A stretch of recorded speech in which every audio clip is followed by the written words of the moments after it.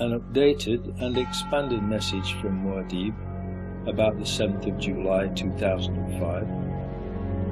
Dear viewer, I hope this finds you well, in good spirit and having a good day.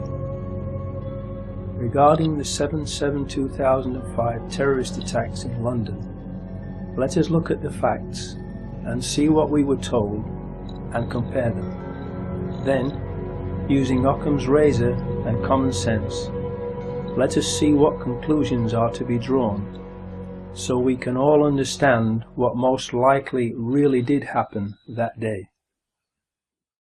First chapter, title: Mock Exercises and Bomb Hoaxes in the Run-Up to 7/7/2005.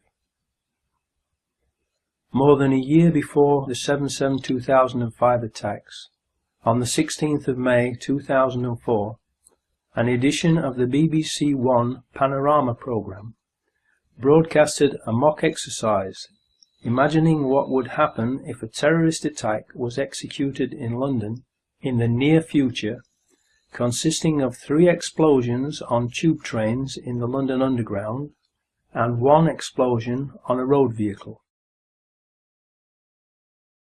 The following excerpt from the BBC programme gives us a good idea of why this programme was made. If there are now bombs going off above ground, in this case a lorry being attacked, it could happen anywhere. So the potential for mass panic across not just the capital but the whole country is very much with us. I think therefore we need to look at more serious measures. We do have reserve powers in effect to take over the BBC if we were to wish to, and to get them to broadcast whatever we wanted them to broadcast. Those powers are there in the Broadcasting Act. My advice to the Prime Minister would be not to use those, but I think we should be talking to the broadcasters about having the Prime Minister on the air very quickly. You wouldn't disagree with that, Michael, at all? No, I entirely agree that the Prime Minister should be out there, and we shouldn't be using the powers to bring in the BBC, but we should certainly be talking to the broadcasters about the way in which the coverage is going to be organised. Please note well that he said the coverage is going to be organised. In other words, he was saying that they would write the script for and then edit and control the media coverage of an event in which there were 3 explosions on London tube trains and 1 on a road vehicle, if such an event were to take place in the near future. The question that begs to be asked is this: was that what they were actually in the process of planning, and precisely the reason for that programme? This is the kind of terrorist attack the government repeatedly says is going to happen. We've been absolutely clear, we can't guarantee that there will never be an attack. It's quite likely that they're planning one now. I am wondering about the purpose and effect of this very programme. This BBC Panorama programme appears to have been used by those behind the 7/7/2005 attack as the means by which the media's response to the attack in the near future was studied, so it could be controlled and directed towards their own ends.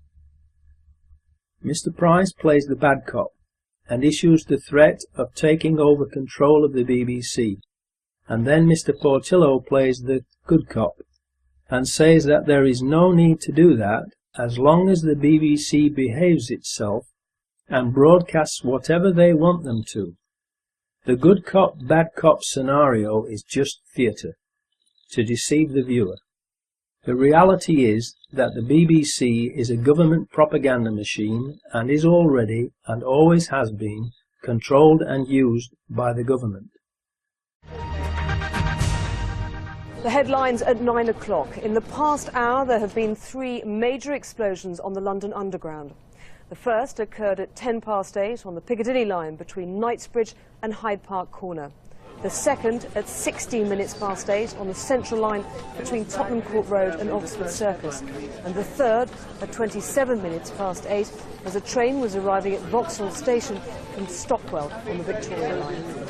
Emergency services have been called to all three scenes. There are no reports available yet on the number of casualties, and the police have said that it's too early to identify a possible cause. London Underground is now closed, and the police are asking people not to travel. 350,000 people alone are making their way towards the City of London at this point. And if the access overload system has been triggered and they can't get onto their mobile telephones, this will have profound implications for them, the next of kin. We can now confirm that a tanker carrying chlorine has exploded at the junction of Shoreditch High Street and Commercial Street. Chlorine is extremely toxic in this form, and the police are issuing express warnings to people to stay indoors, close windows and remain there until the all clear is given. In the days leading up to 7/7/2005, there were hoax bomb scares in Nottingham and Sheffield.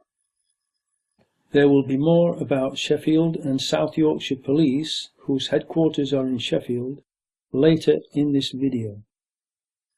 Were these false alarm hoaxes meant not only to cause panic and confusion, but also to lull everyone into a false sense of security, and into thinking that the initial reports in London on 7/7/2005 would also be false alarm hoaxes, so people would ignore them until it was too late?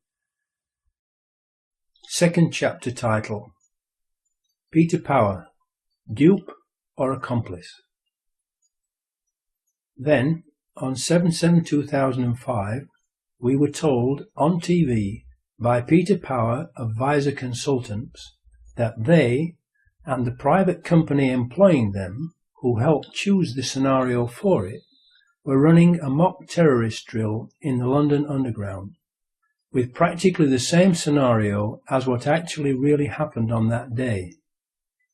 In other words, the actual mock anti-terror drill that the BBC Panorama programme of May 2004 had outlined had been chosen by Visor's client to be carried out on the very same day that 4 Muslim suicide bombers also chose the same scenarios that Visor's client had chosen for the mock drill, causing real and devastating explosions on 3 London tube trains and 1 road vehicle.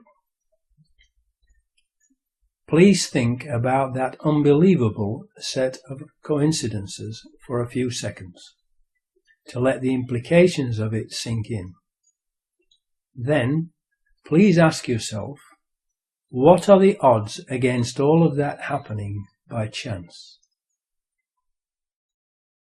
Just to get this right, you were actually working today on an exercise that envisioned virtually this scenario. Almost precisely. I was up until 2 o'clock this morning because it's our job, my own company, Visor Consultants. We specialise in helping people to get their crisis management response. How do you jump from slow time thinking to quick time doing? And we chose a scenario with their assistance which is based on a terrorist attack because they're very close to a property occupied by Jewish businessmen. They're in the city, and there are more American banks in the city than there are in the whole of New York.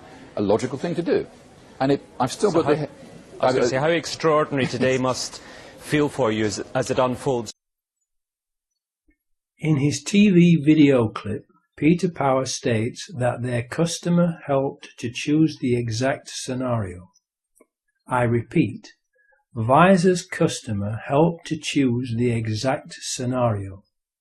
To this day, Peter Power refuses to publicly identify the customer who chose the exact scenario. Why? Since then, he has claimed that it was for London-based information giant Reed Elsevier, which interestingly has links to the arms trade, the military-industrial complex, and Defence Systems and Equipment International. A subsidiary, Spearhead, organised defence shows, including an event where it was reported that cluster bombs and extremely powerful riot control equipment were offered for sale. Reed Elsevier's European head office is in Amsterdam, and so is the Israeli security company ICTS. I said Peter Power claimed that the company was Reed Elsevier because it doesn't make sense. Why would a publishing company want to run an exercise involving blowing up tube trains? How could that affect a publishing business? Why would a publishing company need to go from slow time thinking to quick time doing just because some tube trains had blown up? It smells fishy and unreal. I, for one, along with many others, do not believe or trust him. In the BBC Conspiracy Files 77, he backtracked and stated that it was entirely office-based, involving 6 people, whereas initially he said it was for a company involving 1,000 people. And we sat everybody down in the city, 1,000 people involved in the whole organisation, but the crisis team... We know from other sources that there was at least one live drill being carried out that day, involving lots of people, including policemen. DCI Steve Williams of South Yorkshire Police, all the way from Sheffield, was there, in London, taking part in a training drill that day. It has also been observed that on Luton Station car park CCTV video footage, both on the day of the practice run, the 28th of June, and later on 7/7, there was a dark-coloured Jaguar present in the Luton Station car park that appears to have been the car of their handler. Did the Jaguar's driver provide them with the backpacks? Who was driving that Jaguar? Third chapter title: Foreign Security Firms. Can they be trusted? Verint Systems is the security firm that is responsible for the CCTV surveillance cameras in the London Underground rail network, and it is an Israeli company with approximately 1,000 employees. No CCTV footage of the 4 Muslims boarding the tube trains has been released by Verint, who claim that their cameras were not working. Why? Because the 4 Muslims were not on the tube trains that blew up. Fourth chapter title: The 4 Muslims, actors or patsies? We were also told that the training exercise involved 1,000 people and, of course, amongst those 1,000 people would have to be the 4 people who were recruited to play the parts of the mock terrorists. Therefore, as part of the exercise, they would have recruited 4 young Muslim men to carry 4 backpacks that were to contain mock explosive devices. Who were their Muslim recruits? These Muslim men would naturally buy return train tickets and not one-way tickets, because they would be going home after playing their parts in the training exercise. One of them, the oldest, who would be considered the ringleader of the group because of his age, would have been asked to make a suicide video prior to 7/7/2005, being told it would form part of the training mock terrorist exercise, in order to make the exercise, and possibly a film to be made of it, look as realistic as possible. He would obviously not have been told the details of the whole plan until later, probably when he and the others arrived at Luton on the 7th of July 2005, to make absolutely certain that the scenario of the drill which would take place that day could not be talked about by or to anyone. The second oldest would also be asked to make a similar video as a backup for just in case anything went wrong, and or the oldest pulled out of the drill before the 7th of July 2005. Mohammed Siddiqui Khan's wife Hasina, now his widow, was pregnant and had started bleeding on the 5th of July, 2 days before the bombings took place. There was obviously something wrong with her, so Mohammed Siddiqui Khan took her to hospital in Dewsbury. She was examined and booked in for a scan on the 7th because of a threatened miscarriage. So, in the circumstances, as a loving husband and dad, as he demonstrated in his second video that has been broadcast, he most probably did pull out of the training exercise. After he had taken his wife home, he said he was going to see his friends, and she never saw him again. She miscarried on the 7th of July, the day of the bombings, not knowing what had become of her husband. The petrol attendant at Woodall Services on the M1 motorway, where Shazad Tanweer stopped for fuel in the Nissan Micra, says he only saw 2 people in the car, Shazad Tanweer and Hasib Hussain, as can be seen in the CCTV footage.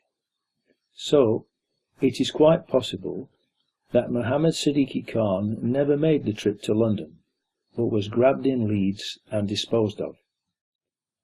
Since making 7/7 Ripple Effect, new things have come to light about Mohammed Siddiqui Khan and Shazad Tanweer and their involvement in Operation Crevice in 2004, during which they were photographed on numerous occasions with the suspects involved in Operation Crevice. However, they were not investigated, whilst the others were not only investigated. Omar Khayyam, Anthony Garcia, Wahid Mahmood, Jawad Akbar and Salahuddin Amin were arrested, charged and convicted of terrorist charges. Among the remaining 40 were 2 men, whose names were to become notorious: Mohammed Siddiqui Khan, the alleged ringleader of the July 7 bombers, and his alleged right-hand man, Shazad Tanweer. Operation Crevice was an investigation into a group of Muslims who are alleged to have been manufacturing ANFO bombs from ammonium nitrate fertilizer and fuel oil in the UK, similar to what Timothy McVeigh used in his Oklahoma City truck bomb in the USA. Mohammed Siddiqui Khan was recorded meeting Khayyam 4 times in the final stages of Operation Crevice. On one occasion, he even asked Khayyam, "Are you a terrorist?" How could they do that, unless Khan was wired up with a microphone and told to ask that question? Who would ask that question if not told to do so, so that the answer could be recorded and used in evidence? Shazad Tanweer also met Khayyam around this time. Operation Crevice wound up in the spring of 2004, just around the time that the BBC Panorama programme, London Under Attack, was being made and broadcast in May. I and others, including Charles Shoebridge, who is a well-known security expert, have suspected for quite some time that Mohammed Siddiqui Khan, codenamed Ibrahim, according to Mohammed Junaid Babar, and Shazad Tanweer were in fact MI5 assets, and this Operation Crevice evidence is further indication that they were indeed working for MI5. Charles Shoebridge is a writer, broadcaster and independent authority on issues of security, intelligence, terrorism and crime. A graduate of history and politics and of the Royal Military Academy Sandhurst, he served for almost 2 decades until 2000 in diverse frontline policing and military roles, specializing in counter-terrorism and intelligence operations. Prior to his service at Scotland Yard and elsewhere with the Metropolitan Police, he also worked in counter-terrorism as a commissioned officer in the British Army. He has made numerous TV, radio and newspaper contributions, including as one of the host presenters of the critically acclaimed TV series Crisis Command. Well, with me now in the studio, Charles Shoebridge, former anti-terrorist intelligence officer with the police here in London. Is this a big miss by the authorities?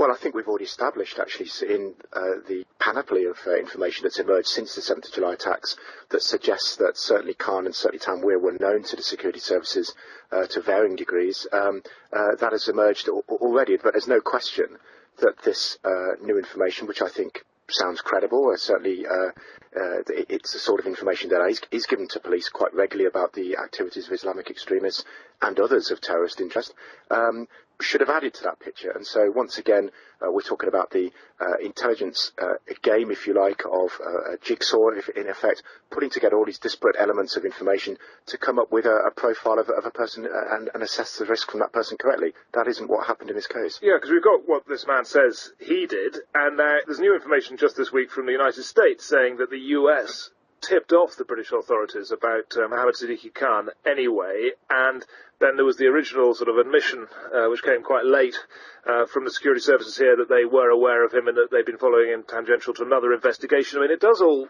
mount up, it seems, over time, that there was more and more information there. No, that's right, and I don't think, again, that's a surprise to people who actually worked in the industry, if you like, of intelligence. It was always going to be highly improbable that somebody comes straight out as what the media was calling a clean skin and suddenly becomes a suicide bomber. Well, the media led on by briefings from the authorities. I think that's absolutely right, and there was a good reason for that, I'm sure, which was, from their perspective anyway, which was, of course, if these are clean skins, how can we blame the security services for not having been on their trail?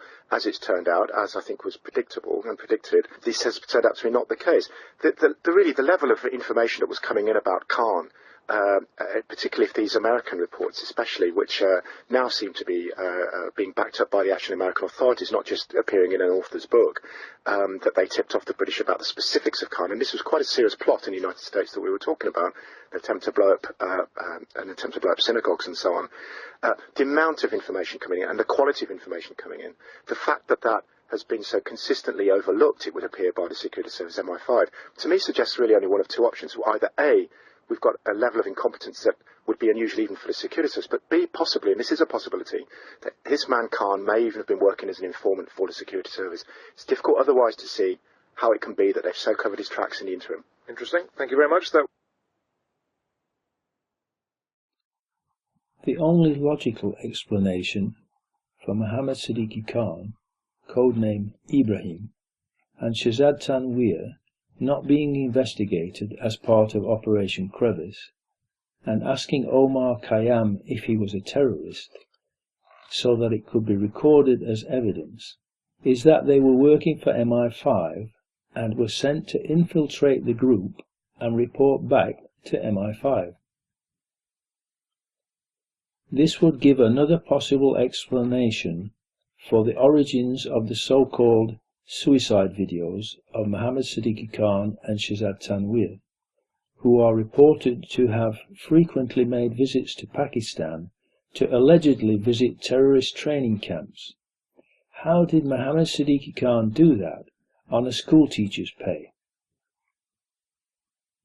The most likely explanation now is that they were asked to make those videos by MI5 to give themselves some credibility with extremist Muslims and the terrorist training camps, so that they could more easily infiltrate them for MI5 and MI6, who would be financing them and their trips abroad.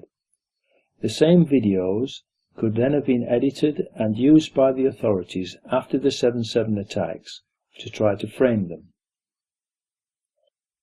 People in Beeston who knew them said that they looked younger in those videos than they looked in 2005, and that they did not talk like that, and the movement of their lips did not synchronize with what they were supposedly saying in the videos.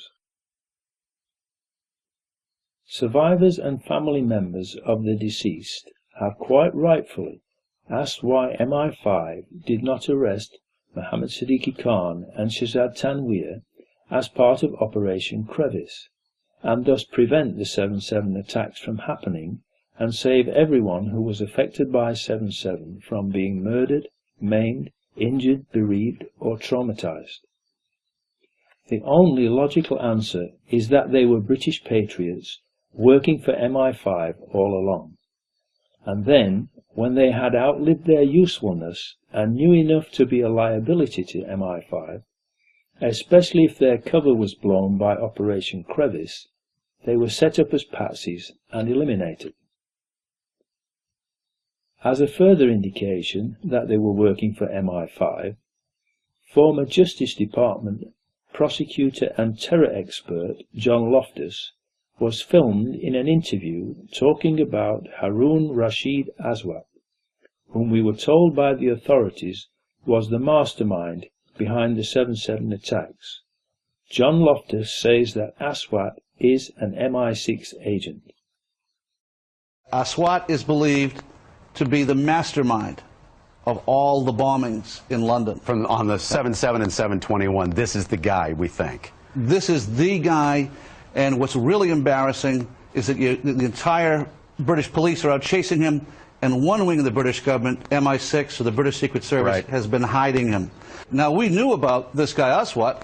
Back in 1999, he came to America. The Justice Department wanted to indict him in Seattle because him and his buddy were trying to set up a terrorist training school in Oregon. So they indicted the buddy, right? But why didn't they indict him? Well, it comes out, we've just learned that the headquarters of the U.S. Justice Department ordered the Seattle prosecutors not to touch Aswat. Hello. Now, hold on. Why? And that's, well, apparently Aswat was working for British intelligence. Now, Aswat's boss, the one-armed Captain Hook, he gets indicted 2 years later. So the guy above him and below him get indicted, but not Aswat. So all of a sudden, he disappears. He's in South Africa. We think he's dead. We don't know he's down there. Last month, the South African Secret Service come across the guy. Yeah, now the CIA says, alive. oh, he's alive.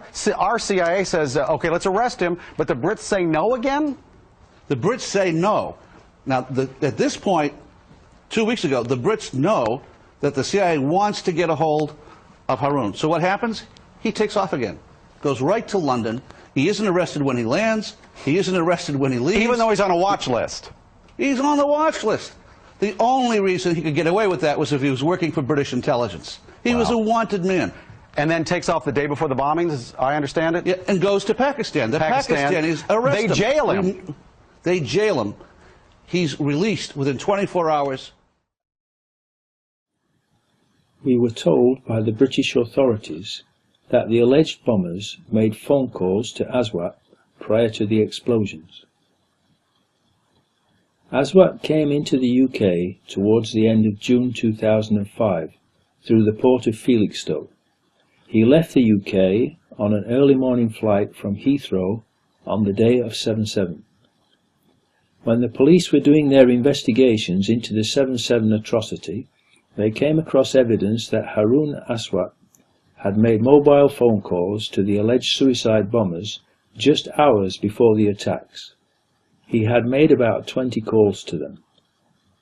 With the suspicious travel movements by Harun, and along with the many mobile phone calls he allegedly made, he was designated as prime suspect and mastermind of the 7/7. It was at this point that he was traced to South Africa, Zimbabwe, and watched until he tried to cross the border to Zambia. He was arrested. Once in custody in Zambia, Aswat was then deported to the UK for questioning about 7/7. During this time, MI6 then declared that he was an agent of theirs, and that Aswat had nothing to do with the 7/7 atrocity, and that he will not be interviewed. MI6 basically overrode the police inquiries. All of this information further indicates that 7/7 was a false flag Psy-op carried out by the security services, and that it was not carried out by Muslims. It should be noted that neither Mohammed Siddiqui Khan nor Shehzad Tanweer specify what their targets were in their videos. It is also interesting to note that no one has ever claimed responsibility for the 7/7/2005 bombings, except for a message on a fake Al-Qaeda website on the same day that was traced to Texas in the USA.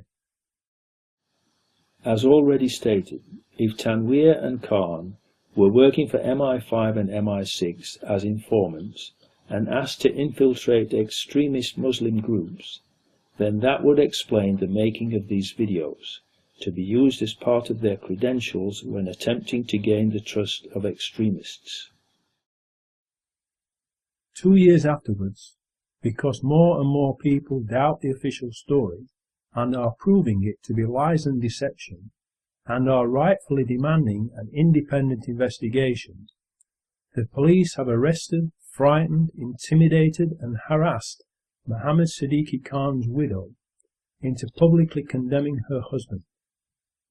She has a young daughter to protect and has stated that she is now afraid of the police. They kept her in custody for 6 days to intimidate her and then showed her what they claim is her husband's will and suicide note. Obviously, this was done to get her to condemn her husband publicly, in exchange for the authorities' implied agreement to leave her alone, to which she will have agreed in order to protect herself and her young daughter from further harassment. Where were these documents found, and why did it take 2 years for them to be shown to her? They are, after all, her rightful property, if genuine. 2 years is ample time to forge a short handwritten note and signature on a will. In view of the amount of time this suicide note has taken to be mentioned, the timing of it, and all the lies and evidence the authorities have told, fabricated and planted, it cannot be trusted and must be considered another forgery, along with any other new so-called evidence that they might come up with. So the scene is set for the training exercise to go ahead.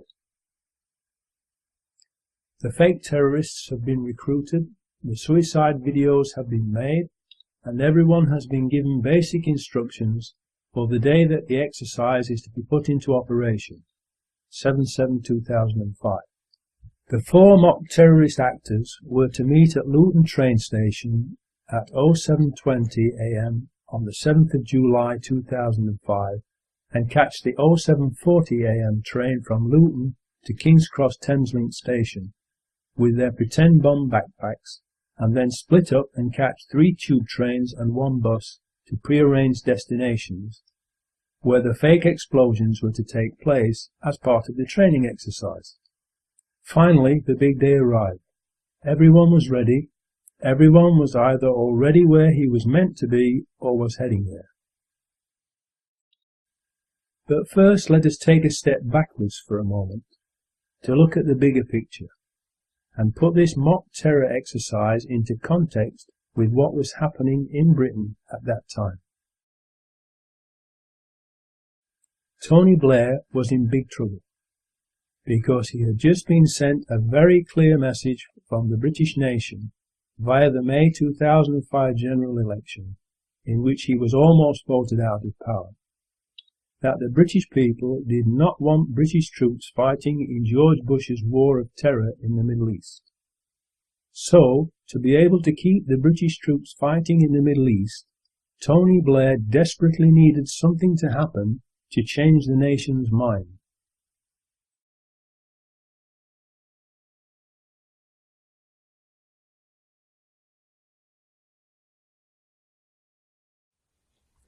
Gleneagles. Tony Blair, George Bush, G8 meeting.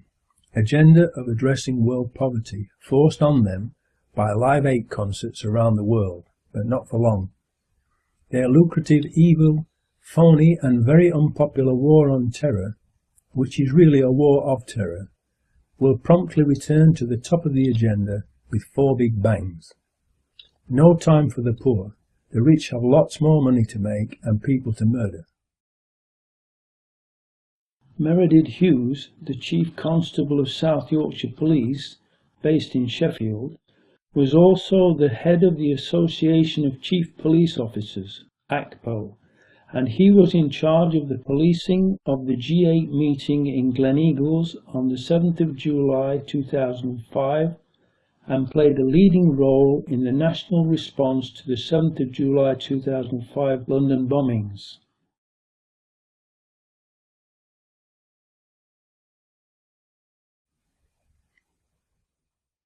Leeds, where 3 of the Muslim actors lived and were recruited, and where the oldest, Mohammed Siddiqui Khan, was befriended by the local police and was regularly called upon by them to help them to sort out gang rivalry problems. Mohammed was also taken on a tour of the House of Commons by a Leeds MP who befriended him. The perfect patsy, someone who was made to believe he could trust the authorities and that they would therefore not deceive or harm him. Someone who could in turn recruit 2 other Muslims for the drill so they could all become famous and make a nice bit of clean and easy extra money and show their patriotism by helping the authorities to protect Britain from terrorism. Aylesbury, a 4th Muslim actor who has been recruited, Jermaine Lindsay from Aylesbury, will also meet them in Luton. Luton. Transport security firm ICTS, another Israeli company, has an office just a mile away from the Luton train station, which is suspected to be where the Muslim actors received their final instructions before setting off for the train station. The details of which trains to board, which carriages to get into, where to sit, and which bus to catch, where to sit on it, and at what time. Another interesting thing about the Israeli firm ICTS is that they also handled the security at the airports in America on 9/11.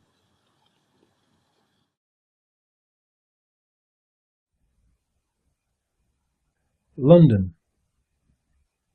Commissioner of Police Ian Blair, Rudy Giuliani, Mayor of New York on 9/11, Benjamin Netanyahu, who said 9/11 was good for Israel, Peter Power, and all those taking part in the mock terrorism drill are present in central London, in or around London Underground locations where the explosions take place, and also Tavistock Square. ICTS also have their UK head office in Tavistock Square, right next to where the number 30 bus blew up, but more about that later. The 4 men were supposed to arrive together on time at Luton Station and be caught on CCTV at 07:21:54 AM, entering the station, but 3 of them are not on the same video frames as Hasib Hussain, so have to be inserted later using computer software. Hence the obviously and very badly doctored official single-frame, time-stamped photo that we have been shown from the CCTV outside Luton Station.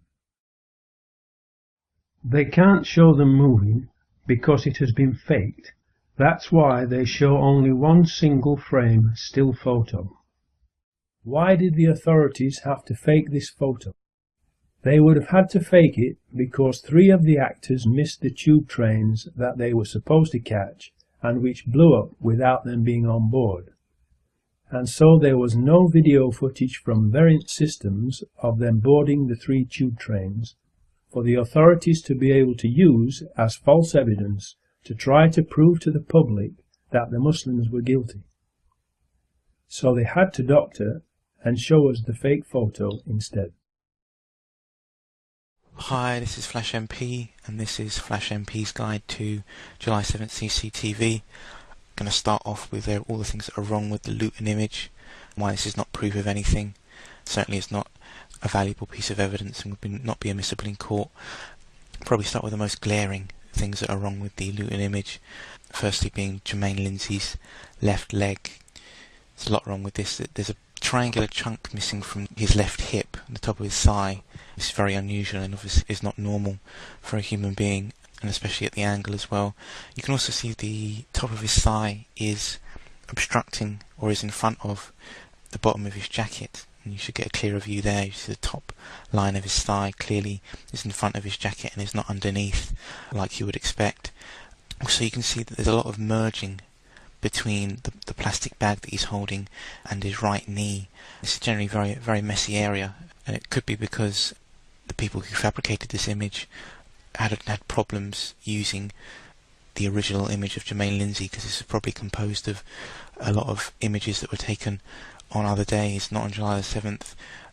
And this is why you probably have the problem with the legs, because Jermaine Lindsay is obviously holding a plastic bag, and they may have only been able to use the upper body part and not being able to use the legs, perhaps because the legs weren't walking in the right direction for this image, or they didn't have the right resolution, or they may have just not looked right and would have looked even more of a hatchet job than this looks. There's a lot of fusion there between his thigh and his right knee, between that and the plastic bag. There's also a sort of another triangular chunk missing at the bottom where his ankle should be, and this again is not normal. It's not a normal characteristic for a human being. Okay, and on to the next anomaly, which is Mohammed Sadiq Khan's lower left arm, or lack of it. Mohammed Sadiq Khan is the man standing behind Jermaine Lindsay in the white hat. Doesn't appear to have a lower left arm in this image. Some people have said that his arms folded across his stomach, or is somehow bent behind Jermaine Lindsay.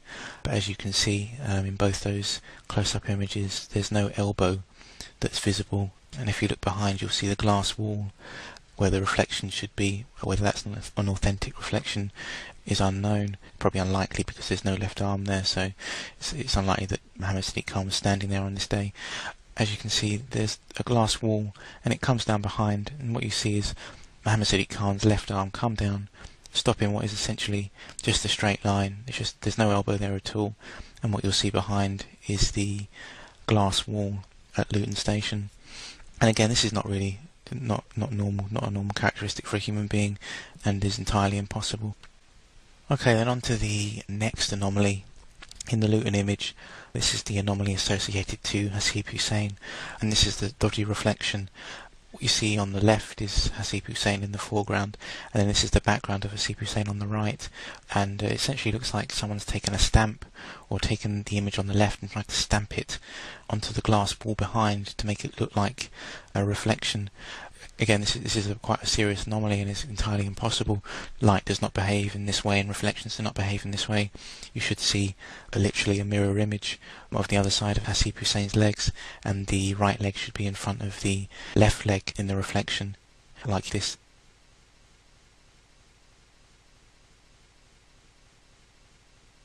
Okay, then let's move on to the next anomalies in the Luton image. The next anomalies are associated to Shazad Tanweer, who's on the furthest right in the image, in the dark hat. There seems to be some sort of impact on the bus stop here.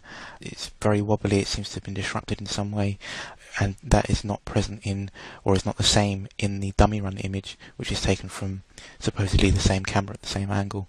And as you can see, the bus stop is a lot straighter, very solid.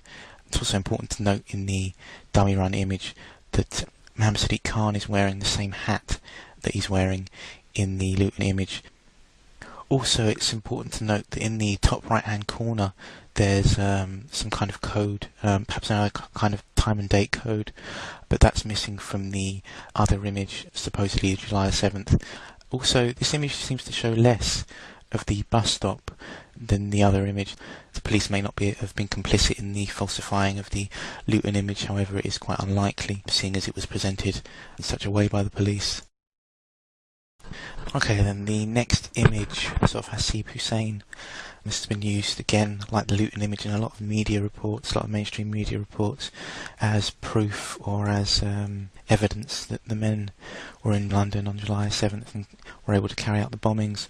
But this image is proof of nothing really. It's unknown where this image was taken. There's no time or date code.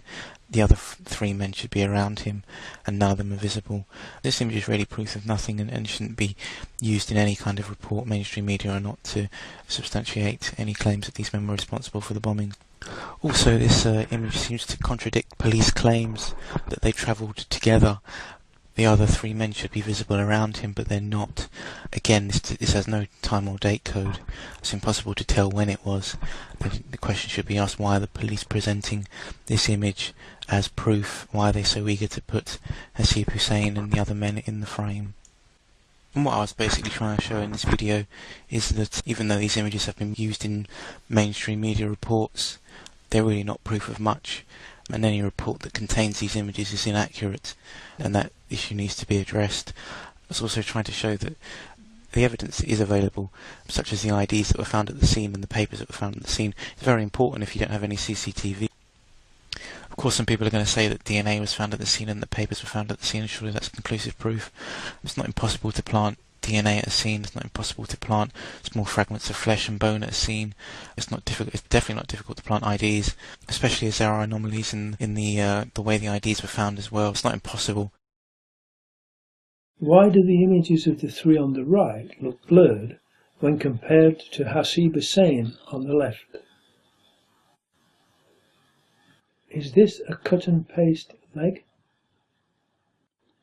Why the extremely blurred face? This technique matches exactly what is known as the smear tool in image manipulation software. Mohammed Siddiqui Khan in the white hat is standing in front of some railings. The top railing partially merges with his face. The middle railing runs behind him, showing that he is in front of it, and the bottom one runs in front of him. How can this be possible? Try doing this yourself while standing straight up with a backpack on. This bar here going through Khan, you've got this bar going through his head, okay, and that bar going through his waist. Now I'll just get down so you can see where Khan's head would be. It goes right through his face like that, okay, in the famous picture you've all seen. The top railing is waist high, approximately 3 feet 6 inches. So Mohammed Siddiqui Khan would have had to have been a dwarf for the railing to be at his head height, and we know he was not a dwarf. Please note the difference in clarity between the trial run pictures on the 28th of June 2005 and the 7th of July 2005. Please note the difference in the shape of the curve in the two photos. This image has clearly been fabricated, possibly by our intelligence services or police, in order to frame these four patsies. Lots of video experts have analysed this Luton Station photo and all agree that it has been fabricated, which is a criminal offence. The fact that it has been fabricated would have any case brought against the alleged bombers thrown out of court, and the fabricator arrested for attempting to pervert the course of justice, which, as I know from my recent experience, carries a maximum life sentence.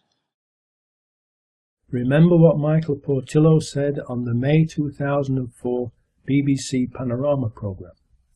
The coverage is going to be organised. So far, they are apparently running according to the training exercise plan and on schedule.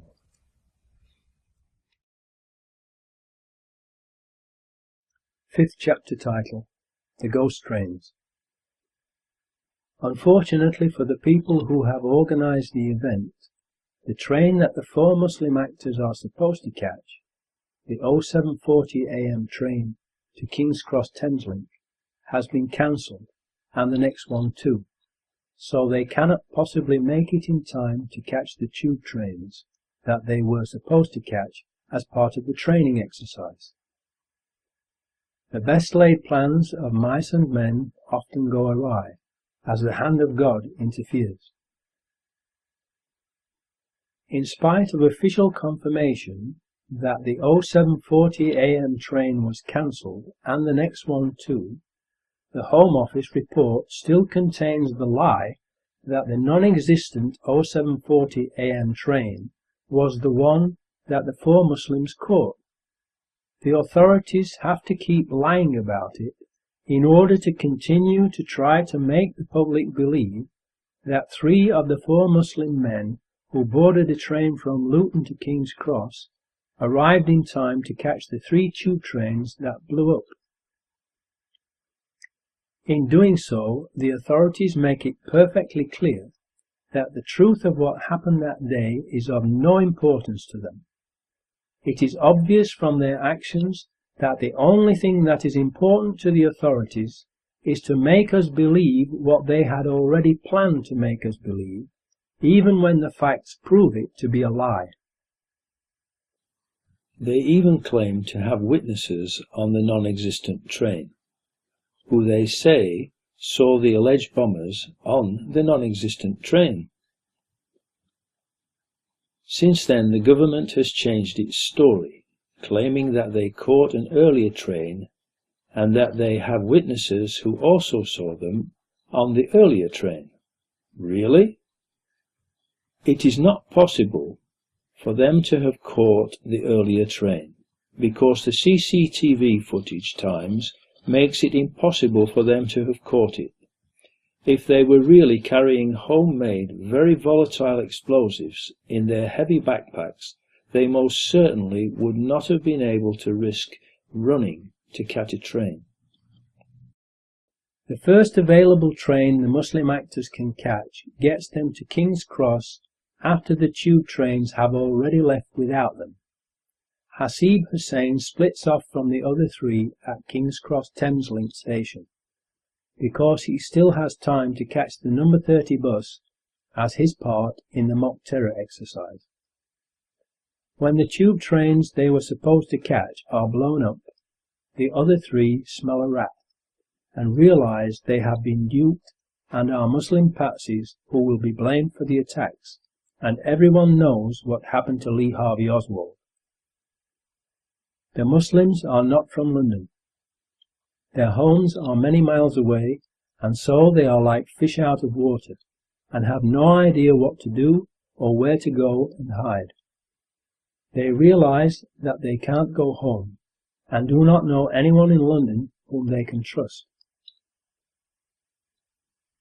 The phones are all not working, first of all because they were jammed and then shut down by the authorities. So they cannot phone anyone to tell them what has happened. What can they do to prevent themselves from being wrongly blamed for the explosions? What would you do in that situation? On one of the early TV news broadcasts that day, a newsreader announced that a report has come in that 3 of the terrorists involved in the bombings had been shot and killed by the anti-terrorist branch of the police at Canary Wharf in the Docklands area of London's East End.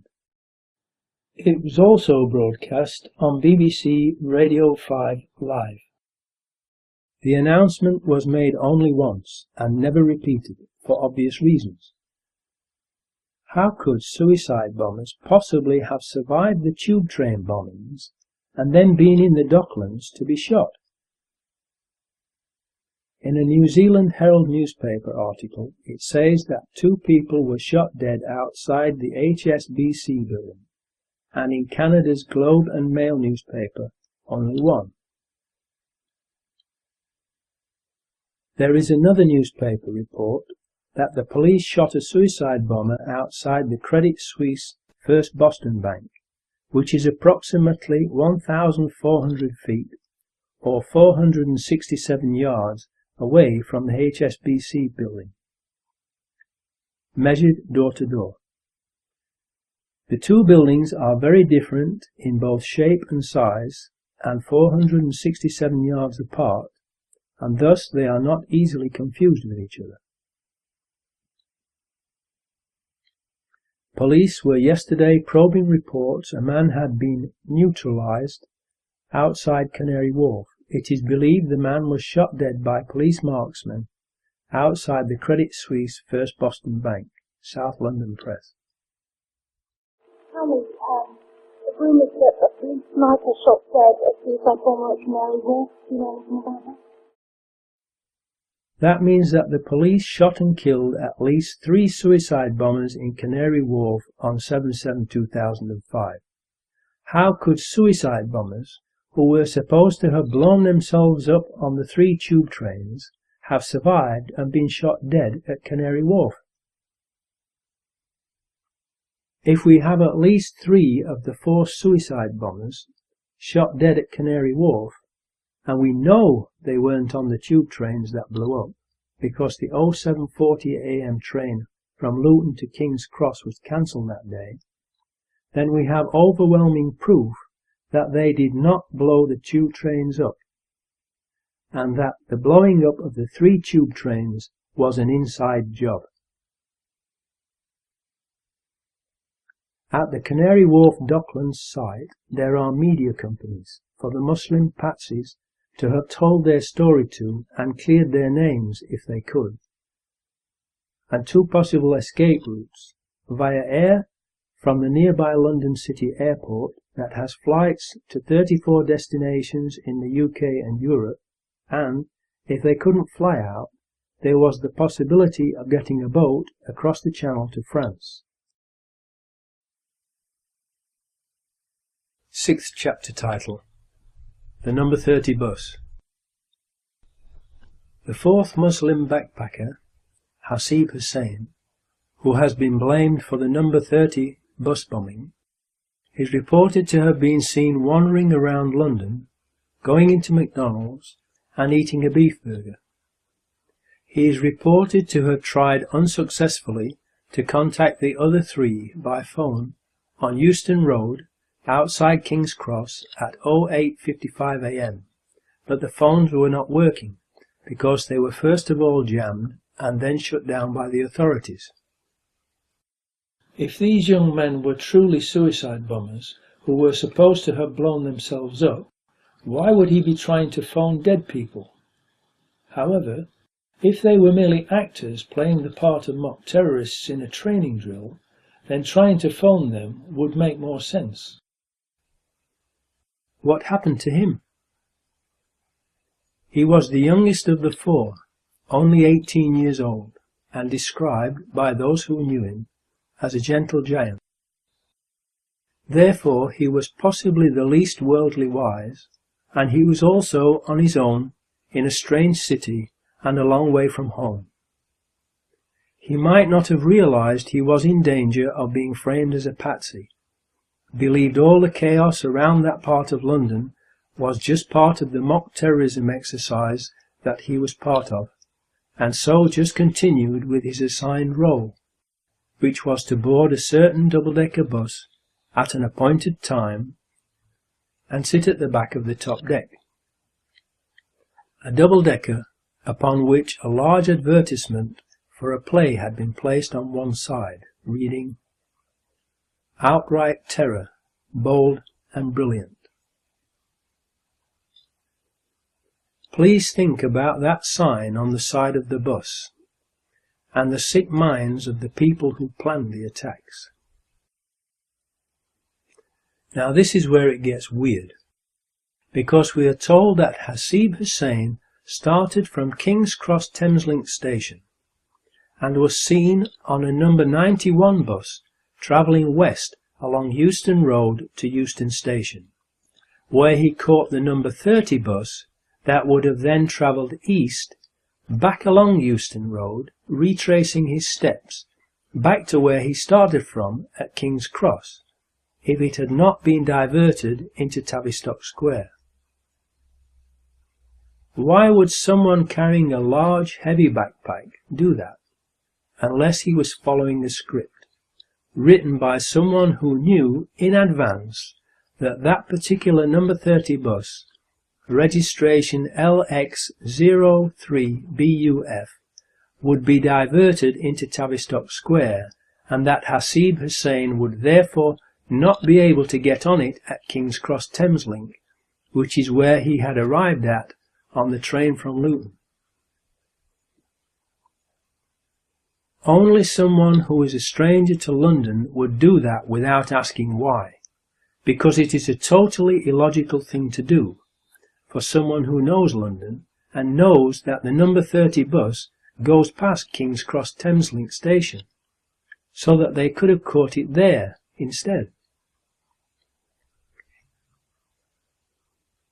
It would have been a complete waste of time, energy, money, and an unnecessary risk to take, and thus a totally illogical thing for a real terrorist to do.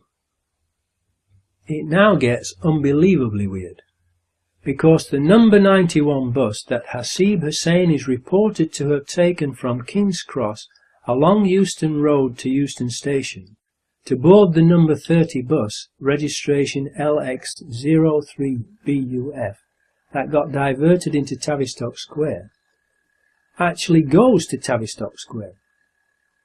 So, if he wanted to get to Tavistock Square, he could just have stayed on the number 91 bus and been sure of getting directly to Tavistock Square. The number 91 bus route goes from King's Cross to Tavistock Square. That is conclusive proof that that particular number 30 bus, registration LX03BUF, was part of Peter Power and his customers' mock terrorist drill, pre-rigged with explosives, like the 3 tube trains, and was pre-planned to be diverted into and blown up in Tavistock Square, rather than blown up by a backpack bomb. Whoever planned this obviously planned to kill Hasib Hussein with that bus explosion, so he could not tell anyone what had happened, just as they had planned to kill the other 3 Muslim actors with the explosions on the 3 tube trains. At 0900 AM, a number 30 bus, registration LX03BUF, left Marble Arch on its return journey to Hackney Wick.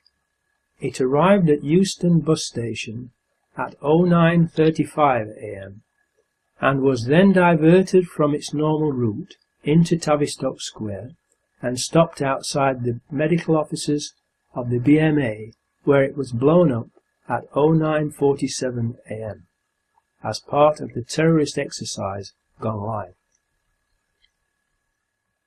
This also fits with the BBC Panorama mock terrorist programme of May 2004, where the explosion of a road vehicle was scheduled to take place after the 3 tube train explosions.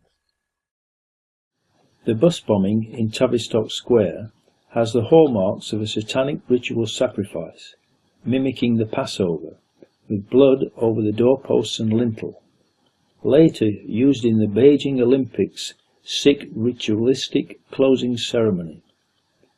Tavistock House is where the infamous Tavistock Institute, that initiated the dark art of mind control and psychological warfare against the British people, was founded. Were they trying to tell us something? Or were they leaving a symbolic signature that only those in the know and few others would understand?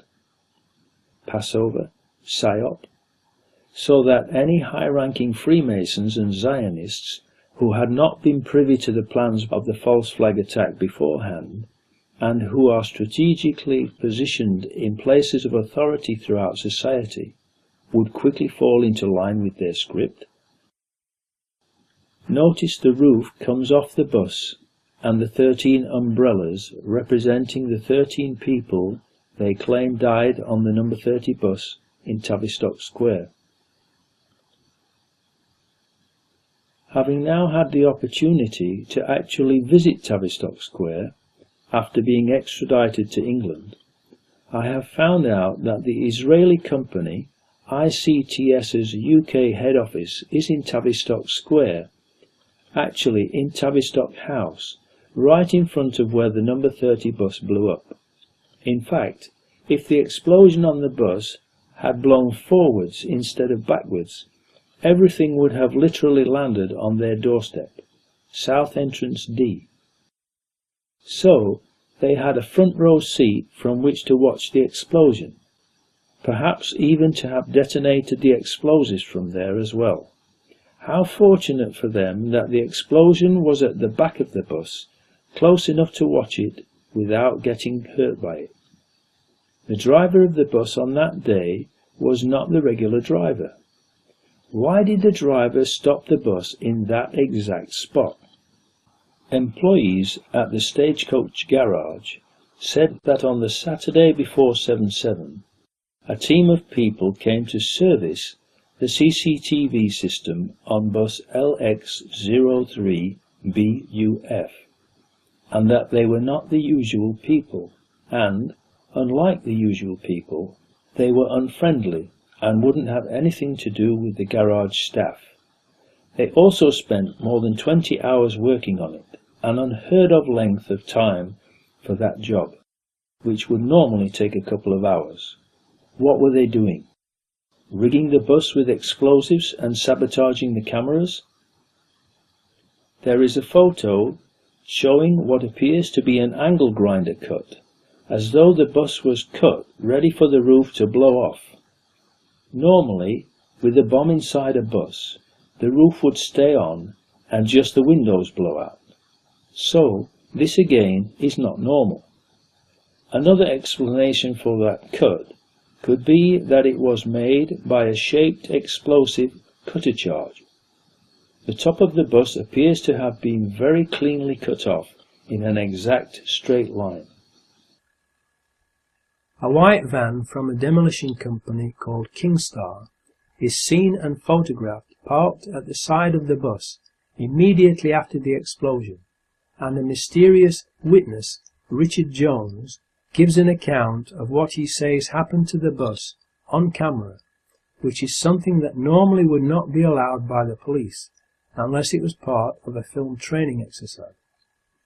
Then, after a spate of very contradictory TV and newspaper interviews, within a very short space of time, that makes sure everyone now believes the explosion was caused by a suicide bomber on the bus, Richard Jones disappears from view. However, and of particular interest, some newspapers, including the UK's Sunday Mail on the 10th of July 2005, reported that Richard Jones served an apprenticeship at an explosives factory in Ayrshire. Richard Jones' statements about the suicide bomber are very suspicious for two reasons.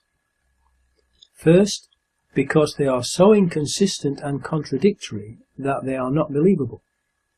And second, because criminals usually accuse someone else to divert attention away from themselves. Is that what Richard Jones did? He says that he and 11 other people got off the bus just before it exploded. Were the 12 of them a team, with the other 11 there to cover up what Richard Jones was doing as he planted a bomb? Another strange statement he made to the Sun newspaper, reported in the 8th of July 2005 edition, is that he got off the bus because he had reached his destination. How could he possibly have reached his destination on a bus that had been diverted from its normal route, unless he was part of the mock terrorism exercise team and got off the bus as planned in Tavistock Square after planting a bomb just before it was detonated? Does he work for Kingstar? Kingstar, whose white van was parked next to the bus, is a company that specialises in controlled demolitions, and Richard Jones said he served an apprenticeship at an explosives factory in Ayrshire. Was the Kingstar van there as part of Peter Power and his customers' training mock terrorism drill to supervise the mock explosion that became real? Kingstar took part in the BBC Two hit piece Conspiracy Files 77 and stated that the back of their van was caved in and needed to be repaired. When the explosion happened, the back of the doors got caved in and the roof was dented through, for whatever reason, I'm not sure, but something hit the top of the roof. But if you inspect the photos taken on 77, there is no sign of any damage to the van. Even the relatively fragile plastic rear lights are intact, so it appears that their statements cannot be trusted.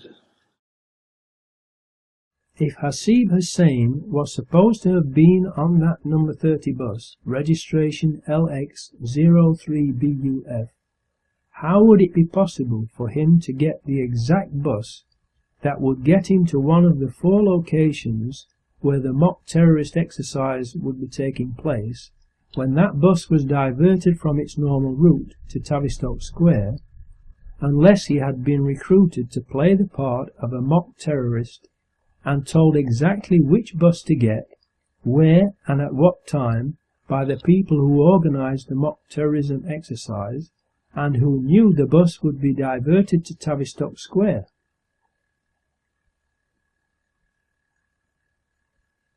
The odds against that happening by coincidence are unbelievable, and thus it is not possible that it was a coincidence.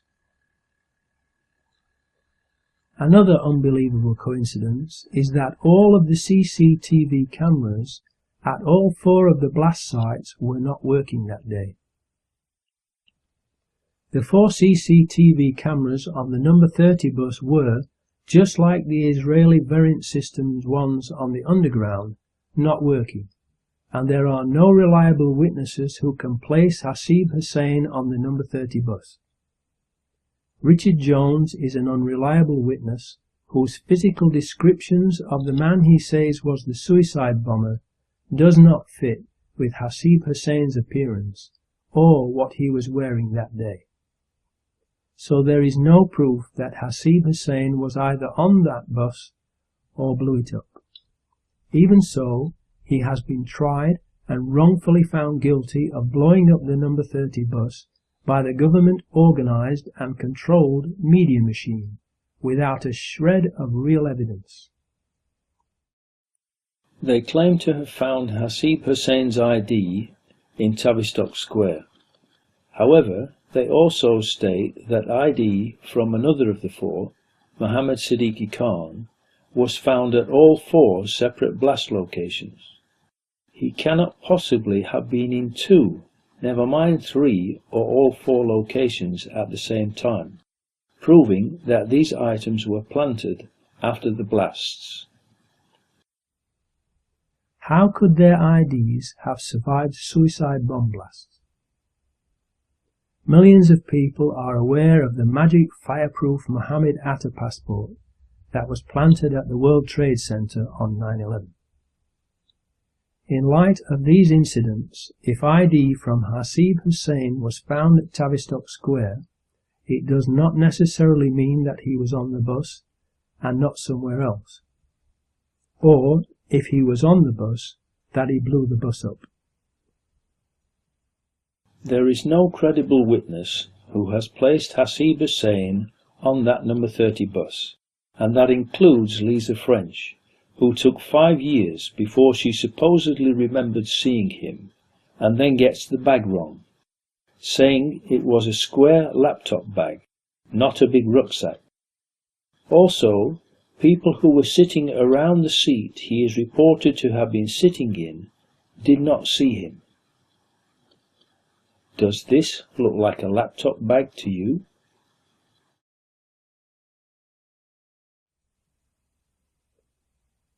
What has happened to the presumption of innocence, and being considered innocent until proven guilty, and convicted by a jury of your peers in court, that has always been the mainstay of British justice?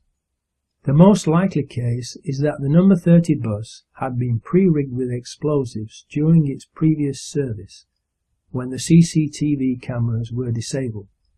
The CCTV systems on stagecoach buses are normally either the Israeli company Variant Systems RP12001 or Timespace X200. A witness, Richmal Marie Oates Whitehead, aged 35, who worked at the BMA in Tavistock Square and was hailed as a heroine for her actions during the London bombings, said she heard 2 explosions on the bus. The controlled media immediately went on the offensive and did a character assassination of the heroine, because her testimony did not fit with the official story, and she died unexpectedly shortly afterwards. However, other witnesses also reported a second explosion on the bus. Richmal's and other witnesses' testimonies would account for pre-planted explosives and a bomb being planted later on 7/7/2005. What we can be certain about, though, is that, either on the bus or elsewhere, Hasib Hussain, like the other 3 Muslim patsies, was murdered. 7th chapter title, Pre-planted explosives. Witnesses of the tube train explosions state that there were no Muslims with backpacks and no backpacks or bags left unattended on the trains in the carriages that blew up, and the floors of the trains blew upwards from underneath, not downwards, as would be the case with explosives inside the trains.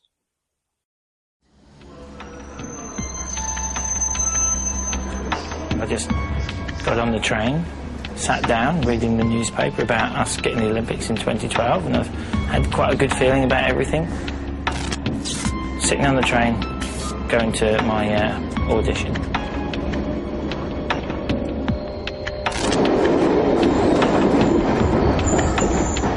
It must have been not much longer than 30 seconds.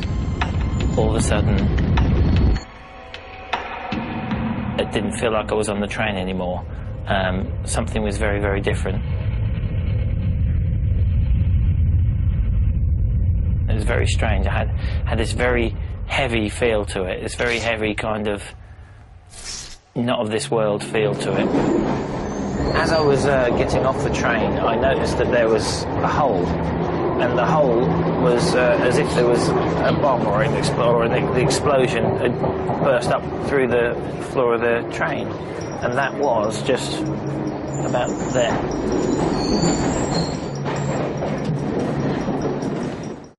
Explosives under the train floors, powerful enough to rupture the carriage floors and bend them upwards, would also lift the carriages up off the rails and derail them, as did happen. Those explosives were not homemade, but military-grade high explosives that would not be available to Muslim suicide bombers. The official story was that they used homemade explosives, which has later been proven to be a lie. The presence of military-grade high explosives was confirmed by Christophe Chabot, head of the French Anti-Terrorism Coordination Unit, as well as Scotland Yard's Deputy Assistant Commissioner, Brian Paddick. Forensic investigations are a scientific process. The discovery of military-grade explosives, confirmed by experienced professionals, doesn't just happen by accident. They also stated that the bombs were detonated by timing devices, not by suicide bombers. This is the Russell Square tube carriage that Jermaine Lindsay allegedly blew up.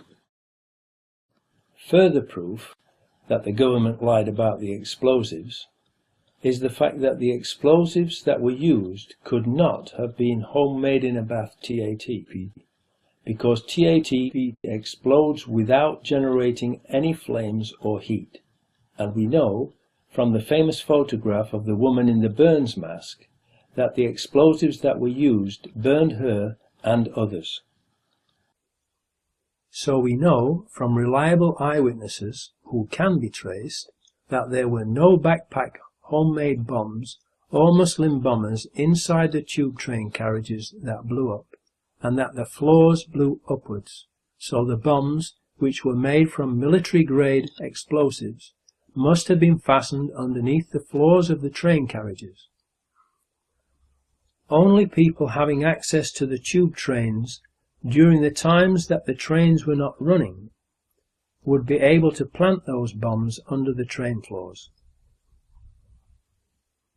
Benjamin Netanyahu, the Israeli finance minister, said that he was warned by Scotland Yard not to leave his hotel room on the morning of 7/7/2005 before the first explosion was reported, implying that they had foreknowledge of the plan. Scotland Yard then quickly denied being the ones who had provided the warning, but have not told us who did warn Netanyahu if they did not. Why was Benjamin Netanyahu warned, but not the British people who pay their wages and whom they are paid to protect? Was it because it would have spoiled their evil plan to murder British people, to change the nation's mind about British troops fighting in the Middle East? 2 weeks later, the head of the Israeli Mossad, General Meir Dagan, said that he had warned Benjamin Netanyahu at 08:40 a.m. on 7/7/2005, 10 minutes before the first blast occurred. How did he know what was going to happen in London if Scotland Yard did not warn him? Did he wait to warn Benjamin Netanyahu until it was too late to warn the British people, so as not to spoil their evil plan? Was the London bombing a covert MI5 operation, or an Israeli Mossad operation, or a joint operation by both of them? The British people have the right to know. Tony Blair said on the day of the explosions that we know that these people act in the name of Islam, when there was no proof whatsoever of who had done it, therefore indicating he possibly had foreknowledge of the plan and who they intended to blame and the reason why they were going to blame the Muslims.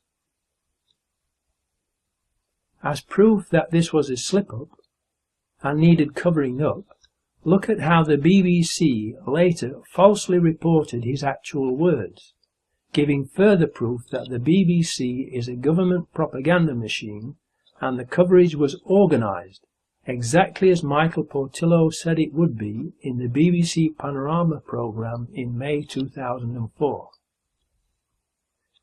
Later that same day, Ephraim Halevi, a former head of the Israeli Mossad, wrote in an article published on the Jerusalem Post website at 18:10 p.m. London time that the attacks had been carried out simultaneously with near-perfect execution.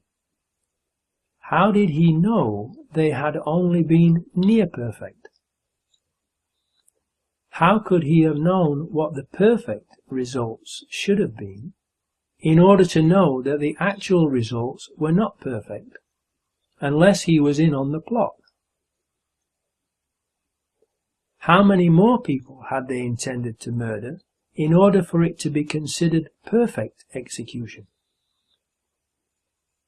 How did he know, at least 2 days before the London authorities released the information on the 9th of July, that the bombs were detonated simultaneously, unless he was in on the plot? As proof that this too was a slip-up, the Jerusalem Post article in question was completely removed from their website after people began to ask similar questions. The following day, Police Commissioner Ian Blair also made a slip-up on camera and said that there were 4 miserable bombers, and then very quickly corrected himself, showing that he too possibly had foreknowledge of the plan to use 4 Muslims as patsies. If London could survive the Blitz, it can survive 4 miserable bombers like this. I'm not saying there are 4 bombers, 4 miserable events like this. We are told that the first reports were of an electrical power surge that occurred, and then later we were told that there were bombs that exploded on the tube trains and that it was an Al-Qaeda terrorist attack, with Muslim suicide bombers carrying backpack homemade explosive devices onto the tube trains. A couple of weeks later, a Brazilian contract electrician is brutally and publicly murdered on a tube train, and again we are told lies by the police and media about him. He was a contract electrician. For whom had he been working, and what had he been working on in the days leading up to the 7th of July 2005? Remember that the first reports from the media about 7/7/2005 were of an electrical power surge, and John Charles de Menezes was a contract electrician. Was he hired as part of the terrorist exercise's 1,000 people to wire up devices for mock explosions to be set off by a power surge? Did he see the explosive devices being fastened under the tube train carriage floors and later realize what had really happened and was starting to talk about it? Did they, the hierarchy enslaving him, publicly execute him to shut him up and as a warning to others to keep their mouths shut? We have been unable to find out where he worked. We know about his cousins who live in London and his family coming over from Brazil, but we do not know where he worked. Why? The murder of John Charles de Menezes is also very suspicious, because of what the authorities did, or, in reality, what they didn't do that day, which should have been standard operating procedure if they really did believe he was a suicide bomber wearing explosives. If they really believed he was wearing explosives, they would absolutely not have let him get on a bus or a tube train. They would have taken him down when he was in the middle of a street, equidistant from the buildings on either side of the street, in order to minimize the risk to the neighbors. They absolutely would not have let him get on a bus unless it was all scripted as another Psy-op to reinforce in the public's mind the attacks of 7/7 2 weeks previously. They let him get on a red bus to remind the public of Tavistock Square, and then onto a tube to remind them of the 3 tube bombings and keep the public in a continual state of fear, to make them more easily manipulated and amenable to allowing more anti-terrorist legislation to be passed, to remove even more of their freedom, and more draconian measures to be taken by the police, to protect them. It would also send a message that, if anyone talked, this would happen to them too. Who is the person calling himself Richard Jones and claiming to have been next to the suicide bomber on the bus and a witness to the bus bombing? And why did he tell so many lies? Why did Peter Power smirk, grin and giggle when he spoke about the coincidence that the exercise had turned out to be real, when lots of people had been killed and injured? What is funny about that? The probability of the 7/7/2005 drill and attack coinciding without being planned to coincide in a 10-year period is 1 chance in 3715599260000000000000000000000000000000000000000000000000000000000000000000000000000000000000000000000000000000000000000000000000000000000000000000000000000000000000000000000000000000000000000000000000000000000000000000000000000000000000000. I wonder why the media aren't investigating the drill. Why are Peter Power, Variant Systems, Richard Jones, Commissioner Ian Blair, the anti-terrorist branch who shot and murdered these innocent people, the Israeli Mossad, Tony Blair, and the government itself not under investigation for these horrendous crimes? 8th chapter title. Conclusion. The times of the trains and tube trains on that day have been carefully checked. The first train after 07:40 a.m. left Luton at 07:56 a.m. and arrived at King's Cross Thameslink station at 08:42 a.m. The 3 tube trains that blew up left King's Cross Underground station at 08:35 a.m. the eastbound Circle Line train number 204. 08:42 a.m. the westbound Circle Line train number 216. 08:48 a.m. the Piccadilly line train south. It was therefore impossible for any of the 4 accused Muslims to have caught the tube trains that blew up. If we have at least 3 of the 4 suicide bombers being shot dead at Canary Wharf, and we know they weren't on the tube trains because the 07:40 a.m. train from Luton to King's Cross was cancelled that day,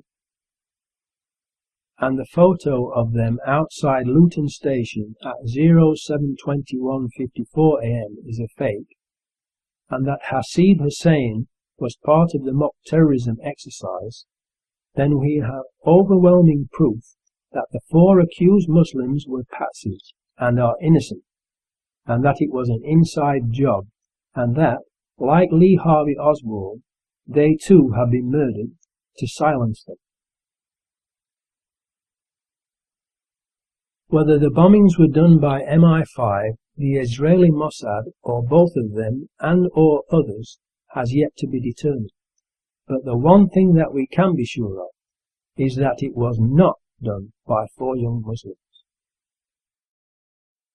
The sham inquest, in which there were no autopsies, and which never looked into who carried out the bombings, showed even more holes in the government's official conspiracy theory. It was a complete sham and wasted millions of pounds of your money, from which they all made a fortune. Everything that was revealed in the sham inquest further undermines the official story, and reinforces my findings in the original version of 7/7 Ripple Effect. Absolutely nothing they have said since the film's first release on the 5th of November 2007 has undermined the truth of my film. Everything has confirmed its veracity. The most glaring hole in the government story, demonstrated in the sham inquest, is that there were 3 holes in the Edgware Road tube carriage floor that 3 people fell into, 1 into each hole, and that is the carriage that Mohammed Siddiqui Khan is alleged to have been on. Number 10 in the diagram is Khan. Number 13 is Daniel Biddle. Number 16 is John Tulloch. Please notice that Khan is not near the blast location in the police diagram above. This gets clarified and resolved at the inquest. At the inquest, you've got 3 major holes in the floor, and one of them is about 10 or 15 feet away from the other 2. And these are huge holes, and in all 3 of them, somebody falls into the hole. That's the amazing thing. Right. And they describe falling into the hole, but with one of them, the person falls in and is stuck there and dies. And the other 2, they managed to get out again. So we've not only got 3 holes, but we've got accounts of 3 different people falling into those 3 holes. And the position where they put Khan is supposed to be at Edgware Road, is nowhere near any of those holes. He has to be located. He's the one who last week we suggested wasn't even there. He wasn't even there, no, of course. Okay, so he was put on a bunch of 4 seats by himself. They have no one else sitting. No one else sitting around him because they don't want any witnesses to be questioned, saying no, I didn't see Khan, and no, I'm not blown to bits. So they have him sitting by himself with the rucksack. Has to be on his lap because that's Biddle's account, Danny Biddle, so he pulls the cord. And if you did that, you wouldn't make a hole in the floor at all. But in any case, the 3 huge holes in the floor are nowhere near Khan. So now, you wouldn't make 3 holes in the floor? Certainly not. 3 holes in the floor clearly shows a blast underneath the train. That's the key thing. Let me emphasise that in all these train stories, the most haunting, horrific factor that keeps reappearing is people with legs and feet blown off. This is what the government and the media totally ignore throughout this inquest, just as they totally ignored it back in the 2006 Greater London Assembly hearing. They kept hearing the haunting things. Oh, how come my leg's blown off? How come my foot's missing? What we actually need is a map of the train showing everyone with legs and feet missing. Right. That would give you a kind of diagram. I think you'd find rather long areas down the centre of the train. You wouldn't find it, as it were, from the centre. So suggesting that there was explosives planted underneath the train. Yeah. Speaking of the Edgware Road, during my extradition journey to Belgravia police station, I was driven down Edgware Road by 3 SO-15 anti-terrorist branch officers, and it was full of Muslims, Muslim shops and businesses, and Muslim people shopping and milling around. Ask yourself this: why would a Muslim suicide bomber want to risk blowing up Muslims? How would that advance his cause? In fact, why would Muslims want to blow up anyone in London when Londoners had been demonstrating in vast numbers against the war in the Middle East? It would be absolutely counterproductive. Who gained from it? Certainly not Muslims. The military-industrial oil complex, the weapons manufacturers, the oil companies and the Israelis all gained from it. The Muslims did not. Back now to the sham inquest. There were no autopsies. The incredible timing of the De Boer contract for the mortuary needs to be mentioned here in relation to the bombings. Based in Northamptonshire in the UK, the company De Boer had already completed several contracts for the Metropolitan Police. The De Boer team spent months visiting permanent mortuaries and attending meetings with London Resilience to suggest a suitable structure and interior design. 6 months later, on July the 6th, 2005, a document arrived at De Boer's UK headquarters, finalising what had been agreed for a future crisis response. Within 24 hours, the plan was being realised and implemented, with the creation of a temporary mortuary in the grounds of the Honourable Artillery Company near Moorgate Underground Station in central London. Source: London's response to 7/7, David Donegan, Office of the Strategic Health Authorities at an NHS. The following conversation that took place in the Lady in Justice Hallett sham inquest demonstrates how it was clearly a sham and a cover-up because of things like this. Mr. Chowdhury stated, "I have not seen the post-mortem report, but I thought that she was bleeding from somewhere. So, if the post-mortem says that she was not bleeding from anywhere, just had a spinal injury, I will be surprised." He was answered, "Since you ask about the post-mortem, can I simply inform you that, as with all the other casualties of the day, no internal post-mortem was conducted into Gladys Wundoa. So unfortunately, much as we would like the answers to the questions that you've asked, they don't." He then said, I am absolutely sure that she had had internal injury as well as a spinal injury, and I'm absolutely surprised that a post-mortem has not been done through and through." They replied to him, "Well, Mr. Chowdhury, that isn't a matter to concern you." Sorry, we don't need to concern ourselves about that matter. Why were no autopsies done? You can't have a proper inquest without autopsies to find out exactly what killed them. One reason why they would not want an autopsy is because it would disclose what type of explosives were used, and prove the government's elaborate homemade explosives and 18 Alexandra Grove bomb factory story to be a total fabrication and a massive lie. The body count reveals no bombers. The first official body count on 2 of the trains was 1 body short. At the 7/7 sham inquest in November 2010, Dr. Morgan Costello gave evidence that he was asked to attend 2 scenes, Edgware Road and Aldgate, for the purposes of certifying the extinction of life. He counted 6 bodies at Edgware Road and 7 bodies at Aldgate, and declared these as life extinct. The enormous anomaly that passed completely unreported in the press was that the numbers should have been 7 and 8 if we count the bodies of the bombers. Aren't these 2 body counts extraordinarily powerful proof that there were no suicide bombers on the Aldgate and Edgware Road tube trains?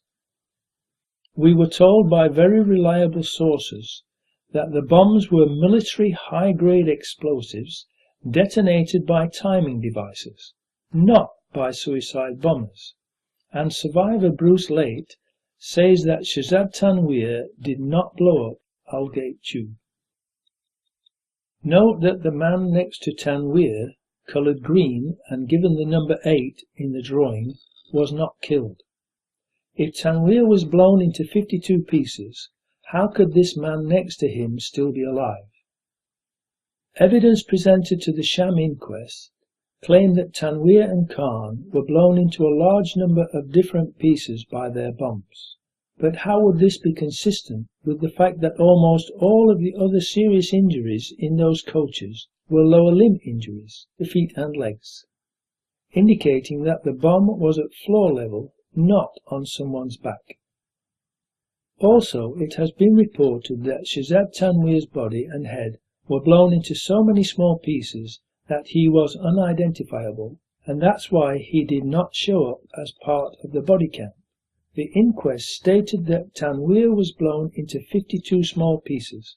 However, a couple of 7/7 investigators spent some days in the Beeston area of South Leeds in 2006 and were able to speak to members of the families and those who knew them. 2 friends of the Tanweer family related the astonishment which the latter experienced upon being given back the body of Tanweer and finding it relatively intact.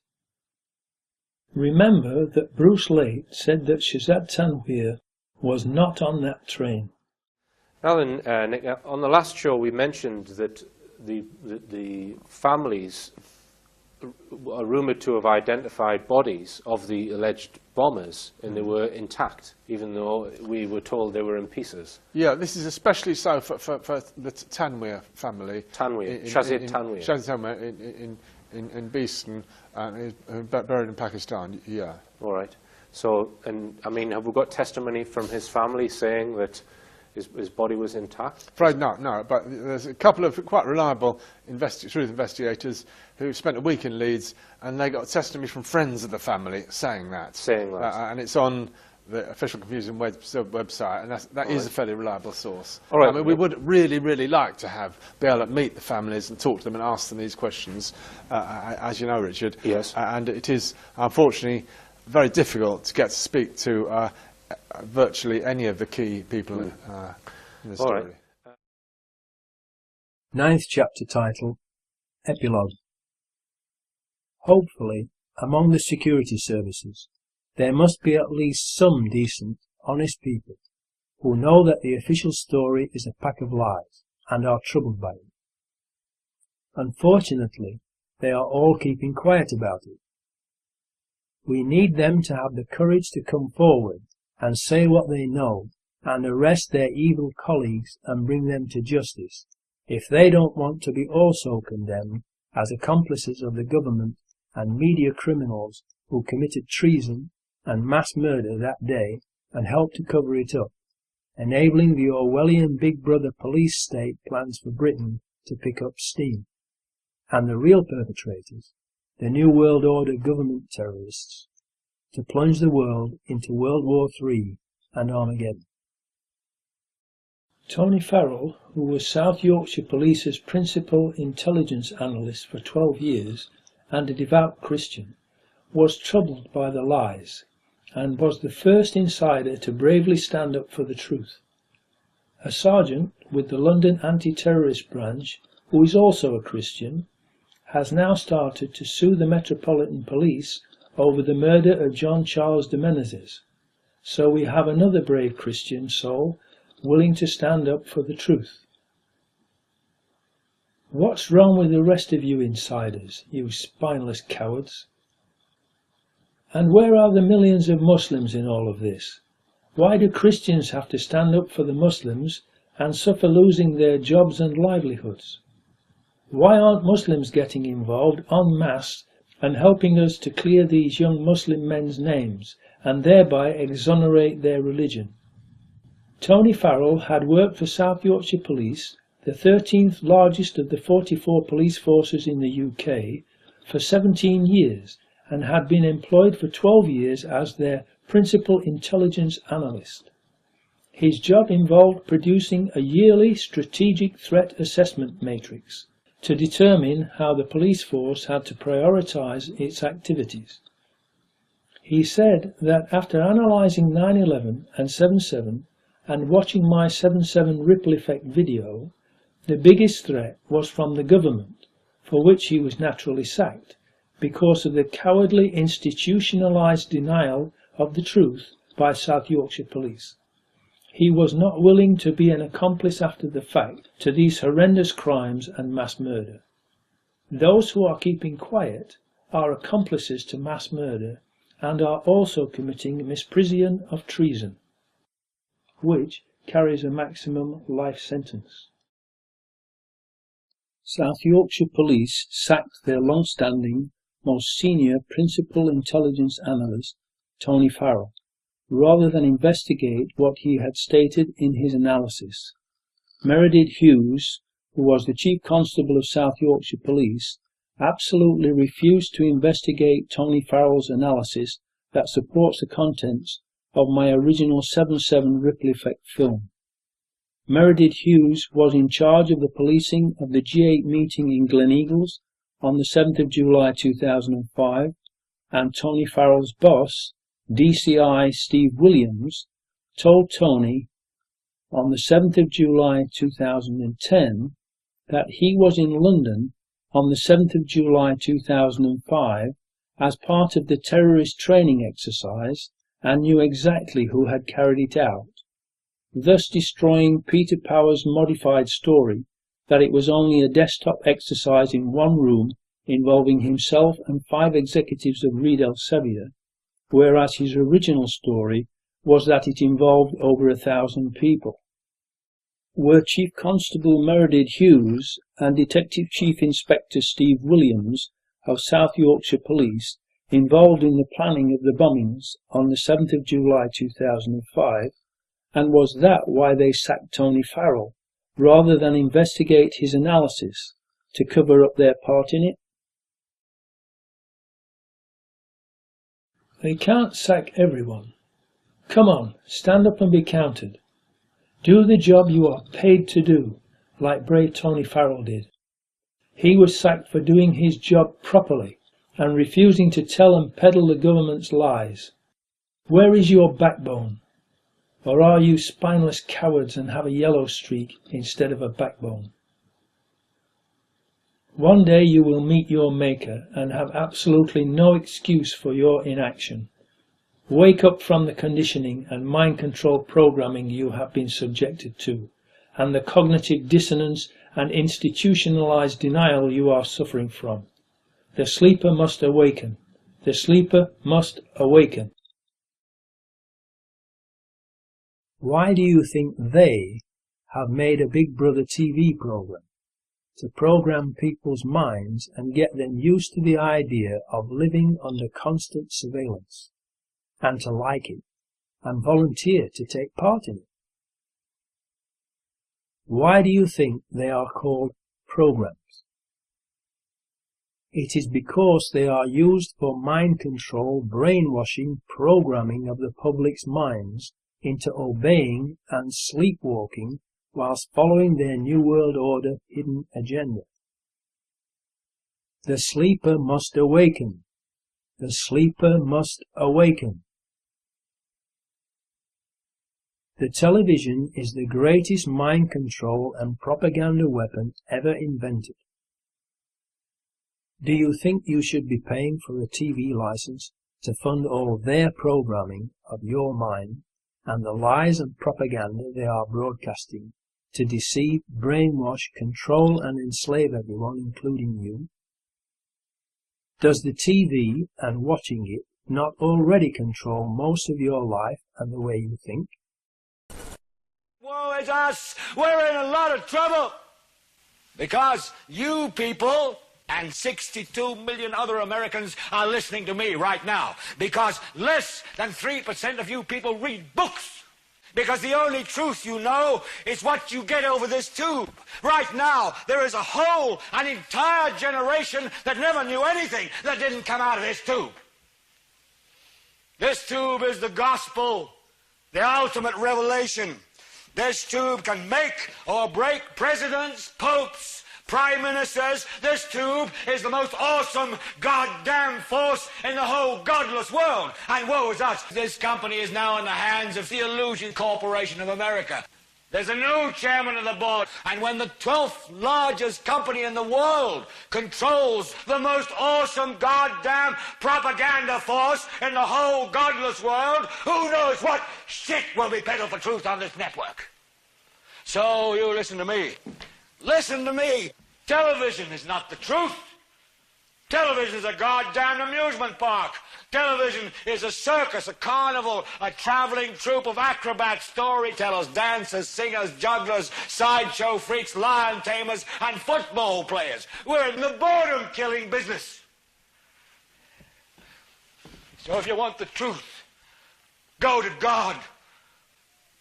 Go to yourselves. Because that's the only place you're ever going to find any real truth. But man, you're never going to get any truth from us. We'll tell you anything you want to hear. We lie like hell. We'll tell you any shit you want to hear. We deal in illusions, man. None of it is true.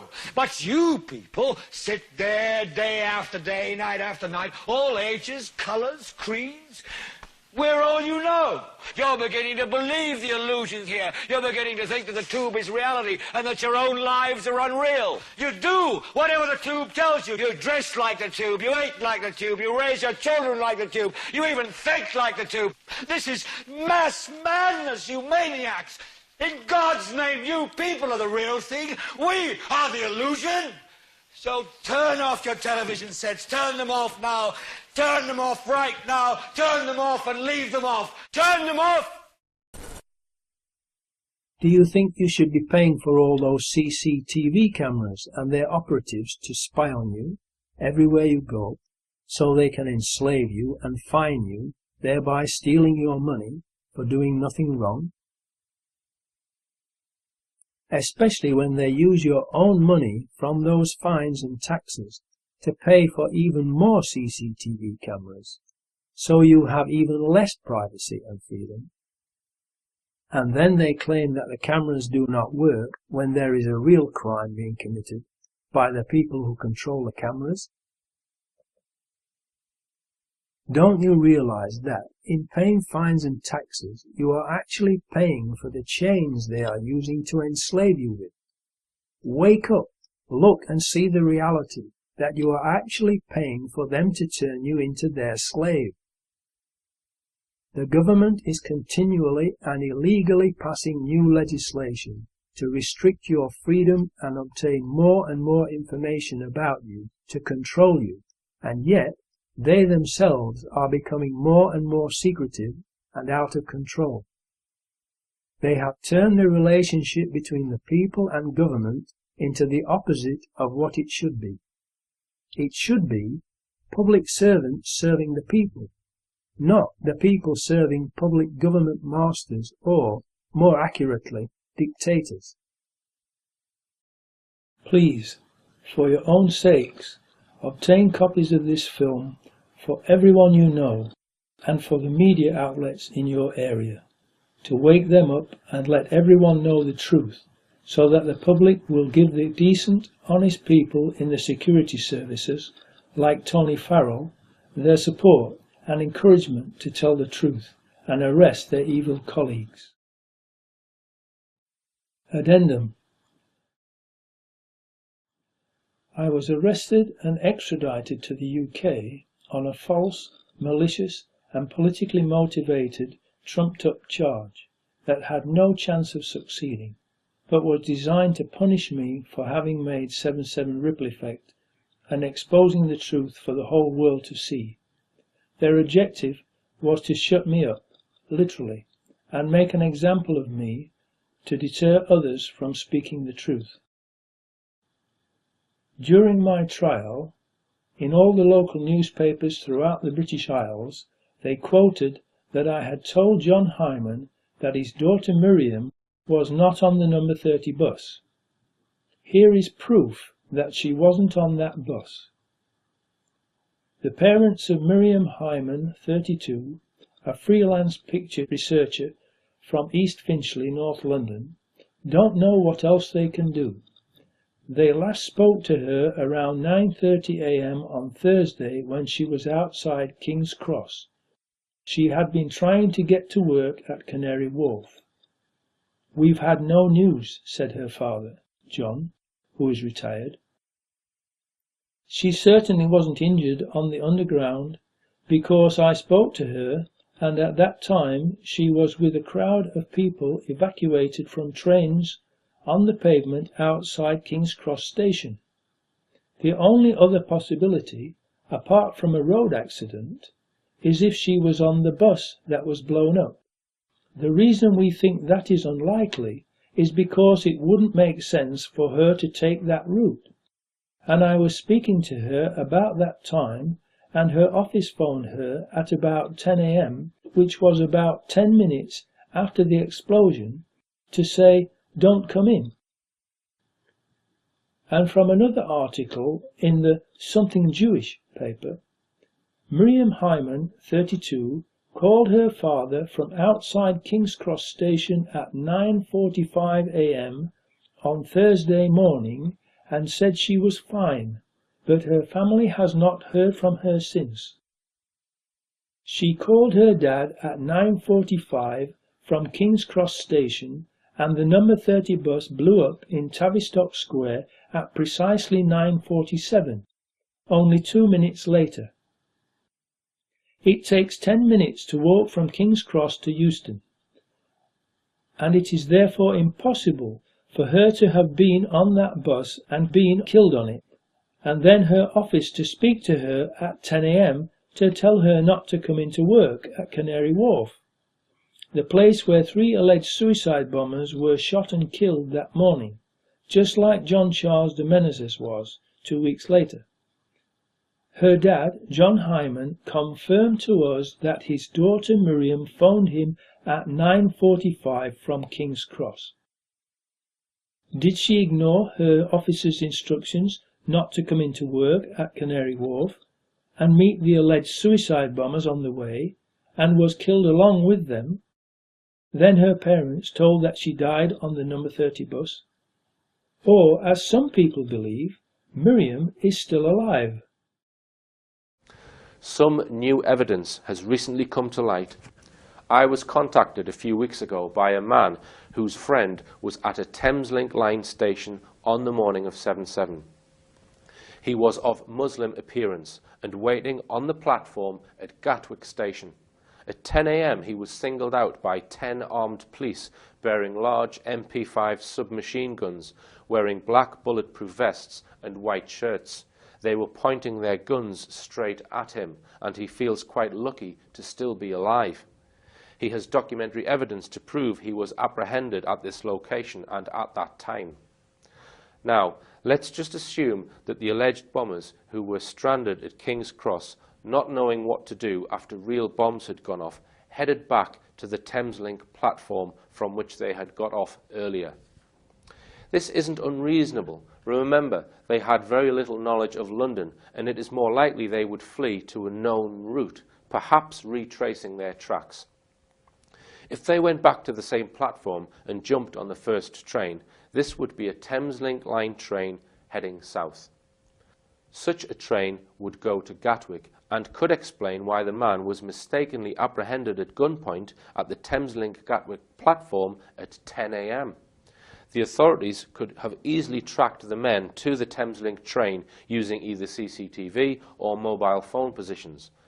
Looking at the Thameslink route map, they perhaps thought Gatwick might be a likely destination for the fleeing Patsies. But if the Patsies changed trains at London Bridge to get on the Jubilee line, where does this go? You guessed it, Canary Wharf, where they were shot at around 10:30 a.m. The time of 10 a.m. at Gatwick ties in with the bombers fleeing south on the Thameslink line at about 9:10 a.m., which is 20 minutes after the bombs went off. If they left King's Cross at 9:10 a.m. on a Thameslink train, that would get them to London Bridge by 9:35. Allowing 15 minutes at London Bridge Station, they would have arrived at Canary Wharf at about 10 a.m. This gets them to Canary Wharf in time to be shot, as reported in various newspapers, at 10:30 a.m. It really is an utter disgrace that myself, Nick Colostrom and others have to do the job of the police and the media because they haven't investigated this case correctly. But hey, they are controlled by the strings of power which prevent them from doing this. What utter spineless wastes of space they really are. I and other very serious truth seekers have been repeatedly verbally attacked for our work in exposing the truth about 7/7 by people who, strangely enough, claim to want the same thing we do, but go around vociferously attacking us everywhere they can for no good reason. They are acting like gatekeepers to try to prevent us from succeeding in opening the floodgates and shining the light of truth on the real perpetrators of 7/7. Lenin said that the best way to control the opposition is by leading it, and that role of gatekeeper is played very well by Rachel North and Bridget Dunn and other members of J7, who have consistently gone out of their way everywhere they can, as often as they can, to attack other truth seekers, including myself, to try to undermine us and thereby prevent us from succeeding in bringing the real perpetrators to justice. The best way to control the opposition is to lead it ourselves. Vladimir Ilyich Lenin. One can understand the scurrilous, beneath contempt BBC attacking us, because, after all, they are the government's official propaganda and disinformation agency. And they, in fact, did attack and try to discredit me and others with their Conspiracy Files 7/7 hit piece. However, they only shot themselves in the foot, both feet really, because, as a result, more people watched my film and saw that it is far more credible than the BBC's hit piece. Professor Ridley Duff did a very scholarly comparison between my film and the BBC's and came to the same conclusion. Tony Farrell, who was South Yorkshire Police's principal intelligence analyst for 12 years, also agreed with me, for which he was naturally sacked because of cowardly institutionalized denial and cognitive dissonance. Because I refused to play ball with the BBC and recount on what I had said in my film, the government decided to hit me with the bat, the bar actually, and I was maliciously charged, arrested and extradited to the UK on a false, malicious and politically motivated charge of doing an act tending and intended to pervert the course of public justice. The investigation, called Operation Fabula, the forensics, the extradition, my incarceration and trial, must have wasted hundreds of thousands of pounds of your taxes. They don't care how much money they waste, because it is your money they are wasting, not their own. They make a fortune and all profit from wasting your money, because the courts and police are registered companies trading for profit at your expense. That is an obvious conflict of interest that they hide from the public, to whom they sell justice, contrary to their own Magna Carta of 1215 AD, Article 40. Article 40. To no one will we sell, to no one will we refuse or delay right or justice. They have turned justice into a very lucrative business that only the rich can afford. Justice has to be free, or there is no justice. If it costs even 1 penny, there is always someone who doesn't have a penny and thus is denied justice. As Martin Luther King said, injustice anywhere is a threat to justice everywhere. If you see, read or hear of injustice, you must react immediately as though it was being done to you personally, and do everything you possibly can to correct the injustice that is being done. You owe that to Christ, who taught you, "Whatsoever you do to any man, you do it to me," and the second great commandment, "Thou shalt love thy neighbour as thyself." He also commanded you to love one another as he loves you, and he was willing to give his life for you. What are you willing to do? The reality is that what I did was perfectly lawful and called an amicus curiae brief, whereby anyone who is not a party to a trial, but has information or evidence that they consider relevant to the trial, can send it to the court. That's perfectly lawful and is what I did.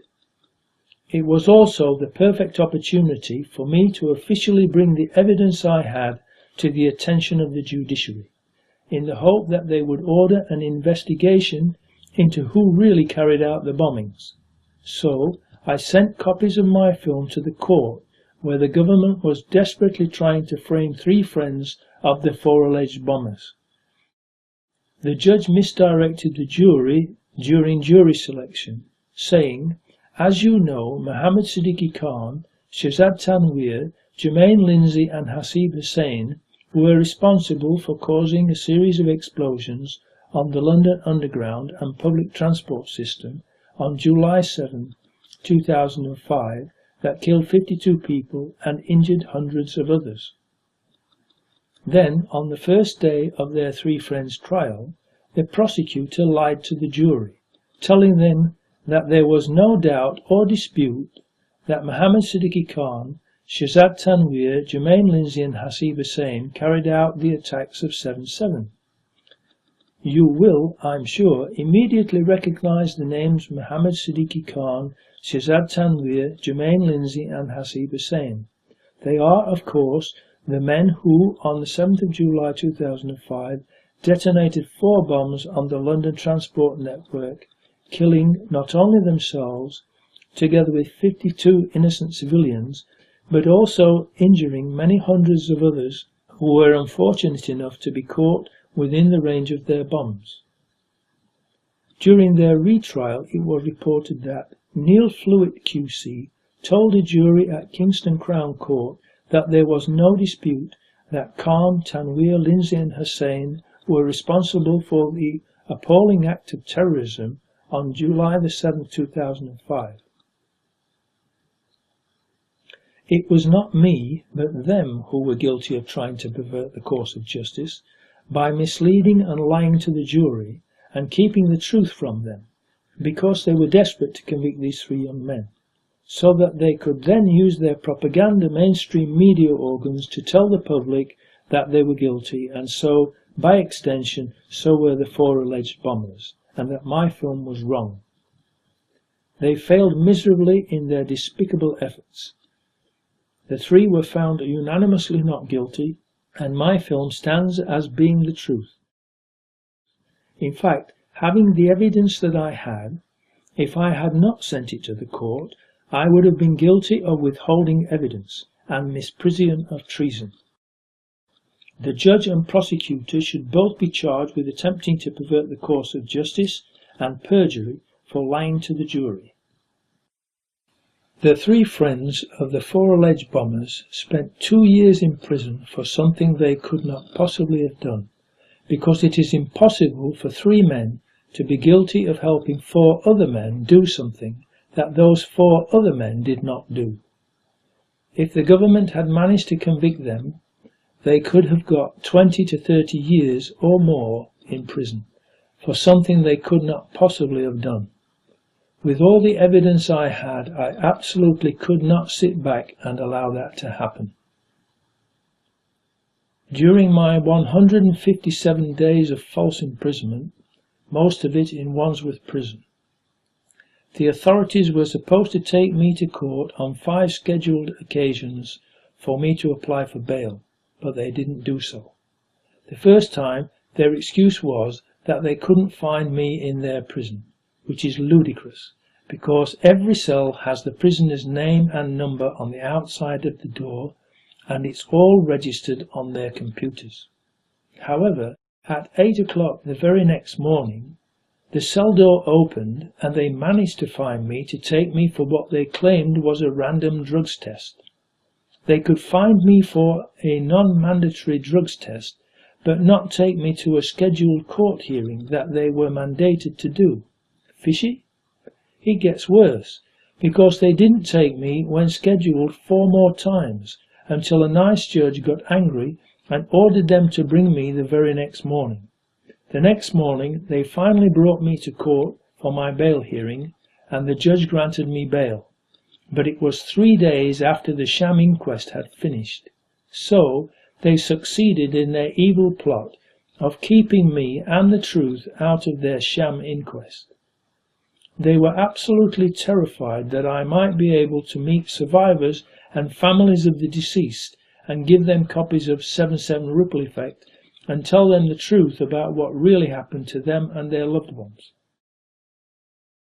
You can help me to bring the real perpetrators to justice by finding the survivors and families of the deceased and telling them to watch 7/7 Ripple Effect, this film, and contact me at muad'Dib@jforjustice.co.uk.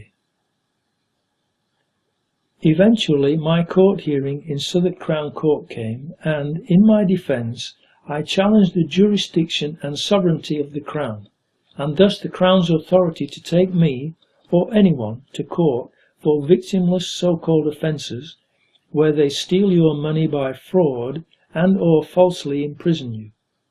Challenging the Crown's jurisdiction also challenges the judge's own jurisdiction, because he gets his jurisdiction from the Crown. The evil, biased judge refused to let me summon Mrs. Elizabeth A.M. Battenberg Mountbatten, also known by the criminal aliases Windsor and QE2, so that I could question her about her criminality, remove her from the throne that she is fraudulently sitting upon, and redistribute her and her cronies' obscene wealth back to the British people that she and they have stolen it from, and have also enslaved and impoverished. His refusal to let me do that perverted the course of justice, was an act of treason, and proved that he was prejudiced and not impartial, and also a criminal servant of that monstrous criminal who is pretending to be the lawful monarch. He then further perverted the course of justice by deviously ignoring the absolutely irrefutable facts in my challenge, that only an impartial jury can decide upon, and he refused to let the challenge go before a jury. He then committed treason again and unlawfully decided himself that the Crown, and thus he, had the right to put me on trial. It is a legal maxim that no man can judge in his own cause or in a cause to which he is a party, and I pointed that out to him, but he ignored it and decided himself that he had jurisdiction. As expected, because it was a frivolous, malicious and politically motivated prosecution that never had any prospect of success, I was found not guilty. The evil policeman, D.S. Stephen Walker of SO15, who brought the malicious, politically motivated charges against me, the evil prosecutor, Annabel Darlow QC, and corrupt evil judge Geoffrey Vincent Pegden, not the same judge who gave me bail, did everything they could to try to persuade the jury to convict me, but they weren't having any of it. The jury watched 7/7 Ripple Effect and heard me give testimony, and they understood that what I had done was intended to stop the authorities from perverting the course of justice and prevent a miscarriage of justice in the trial of those 3 young men who were on trial at Kingston, and that it was absolutely the right thing to do. The challenge document is available online for you to use, and it can be downloaded at jforjustice.co.uk/challenge. or jforjustice.co.uk/e2 and can and should be used by everyone who is charged with a victimless fraudulent legislated offence. If everyone does that in every court in the land, even if they try to ignore it, they will be being put on notice. When everyone knows, and they know that everyone knows, then their evil system will collapse and set everyone free from their evil thieving clutches. What you need to do to use it is download it from the link above. Change the word "you" at the top to your name, then sign and date it at the bottom, and, along with the 2 exhibits that are also downloadable at the same site, file it with the court that has summoned you, and give a copy to the prosecutor as well. Then they, the hierarchy enslaving you, will know that you know they are operating fraudulently, and, in order to prevent the public from finding out, they will probably drop the charges. If they don't, then you will need to argue the case in court by challenging the Crown and thus the judge's jurisdiction publicly. You can get advice on this, if you need it, from jforjustice.co.uk. When enough people are made aware of their fraud and they know that everyone knows, they will have to stop and return to God's perfect royal law of liberty that you were given by God through Moses at Sinai to protect you from evil, instead of living under their fraudulent oppressive legislation. Every British monarch swears at their coronation to maintain the laws of God to the utmost of his or her power, and then does not do so, because they want to maintain their unlawful legislation under which they enrich themselves at your expense. The last page of the Old Testament, Malachi chapter 4, warns you what will happen to you if you don't. The choice is yours. God's royal perfect laws of liberty are in the Old Testament's first 5 books, the books of Moses: Genesis, Exodus, Leviticus, Numbers, and Deuteronomy. Learn and enforce them to set your souls free from poverty and oppression, and share in the redistribution of the monarch's and her cronies' fraudulently stolen riches. The law the monarch swears to maintain to the utmost of his or her power forbids him or her from using their position for personal gain of any kind, and enriching themselves at the expense of others, thereby driving them into debt slavery.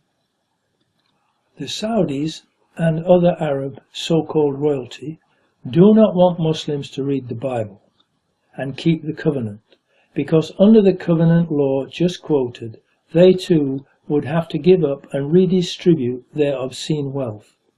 So they have told Muslims that the true Bible no longer exists, which is a lie, attested to by God in the Holy Quran, the Gospel of Unity.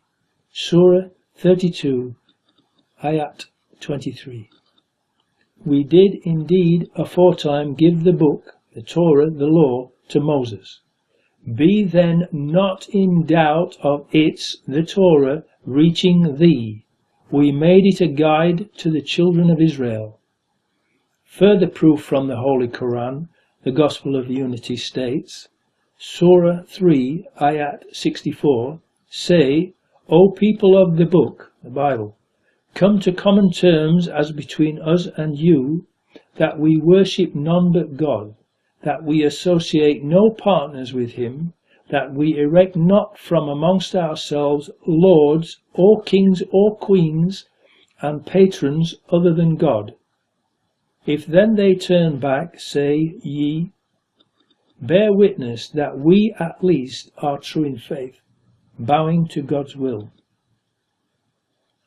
So how then can there be Muslim emirs or kings, etc.? I have correctly translated and interpreted the Holy Bible and Quran, also known as the Gospel of Unity, and combined them into the one book that the ruler of the universe always intended them to be, the King of Kings Bible.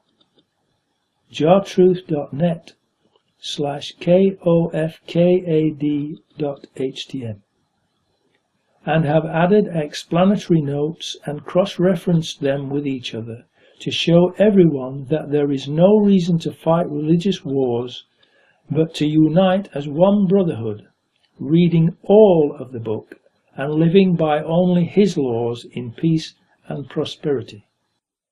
Long live the fighters, for God, good Allah. Muad'Dib. P.S. Now please watch the following. E2 Go Ripple Effect and E2 Not Wanting Publicity. jforjustice.co.uk/e2go.html. You can find much more detailed information about what happened to me and interviews I have done at the Friends of Muad'Dib website, mtrial.org. I also strongly recommend reading Terror on the Tube, Behind the Veil of 7/7 by Nicholas Colostrom, available via Amazon UK, and watching the films about 7/7 made by Richard D. Hall of richplanet.net. I would also like to thank Nicholas and Richard for visiting me in Wandsworth Prison, and Richard for all his help by making his films to gain support for me, and giving me permission to use footage from his films for this DVD.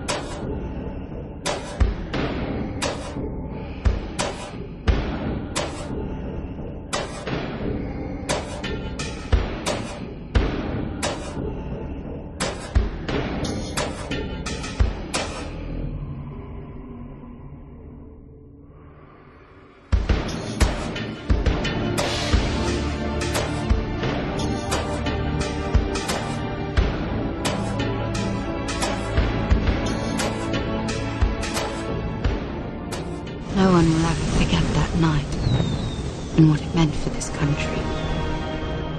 But I will never forget the man and what he meant to me.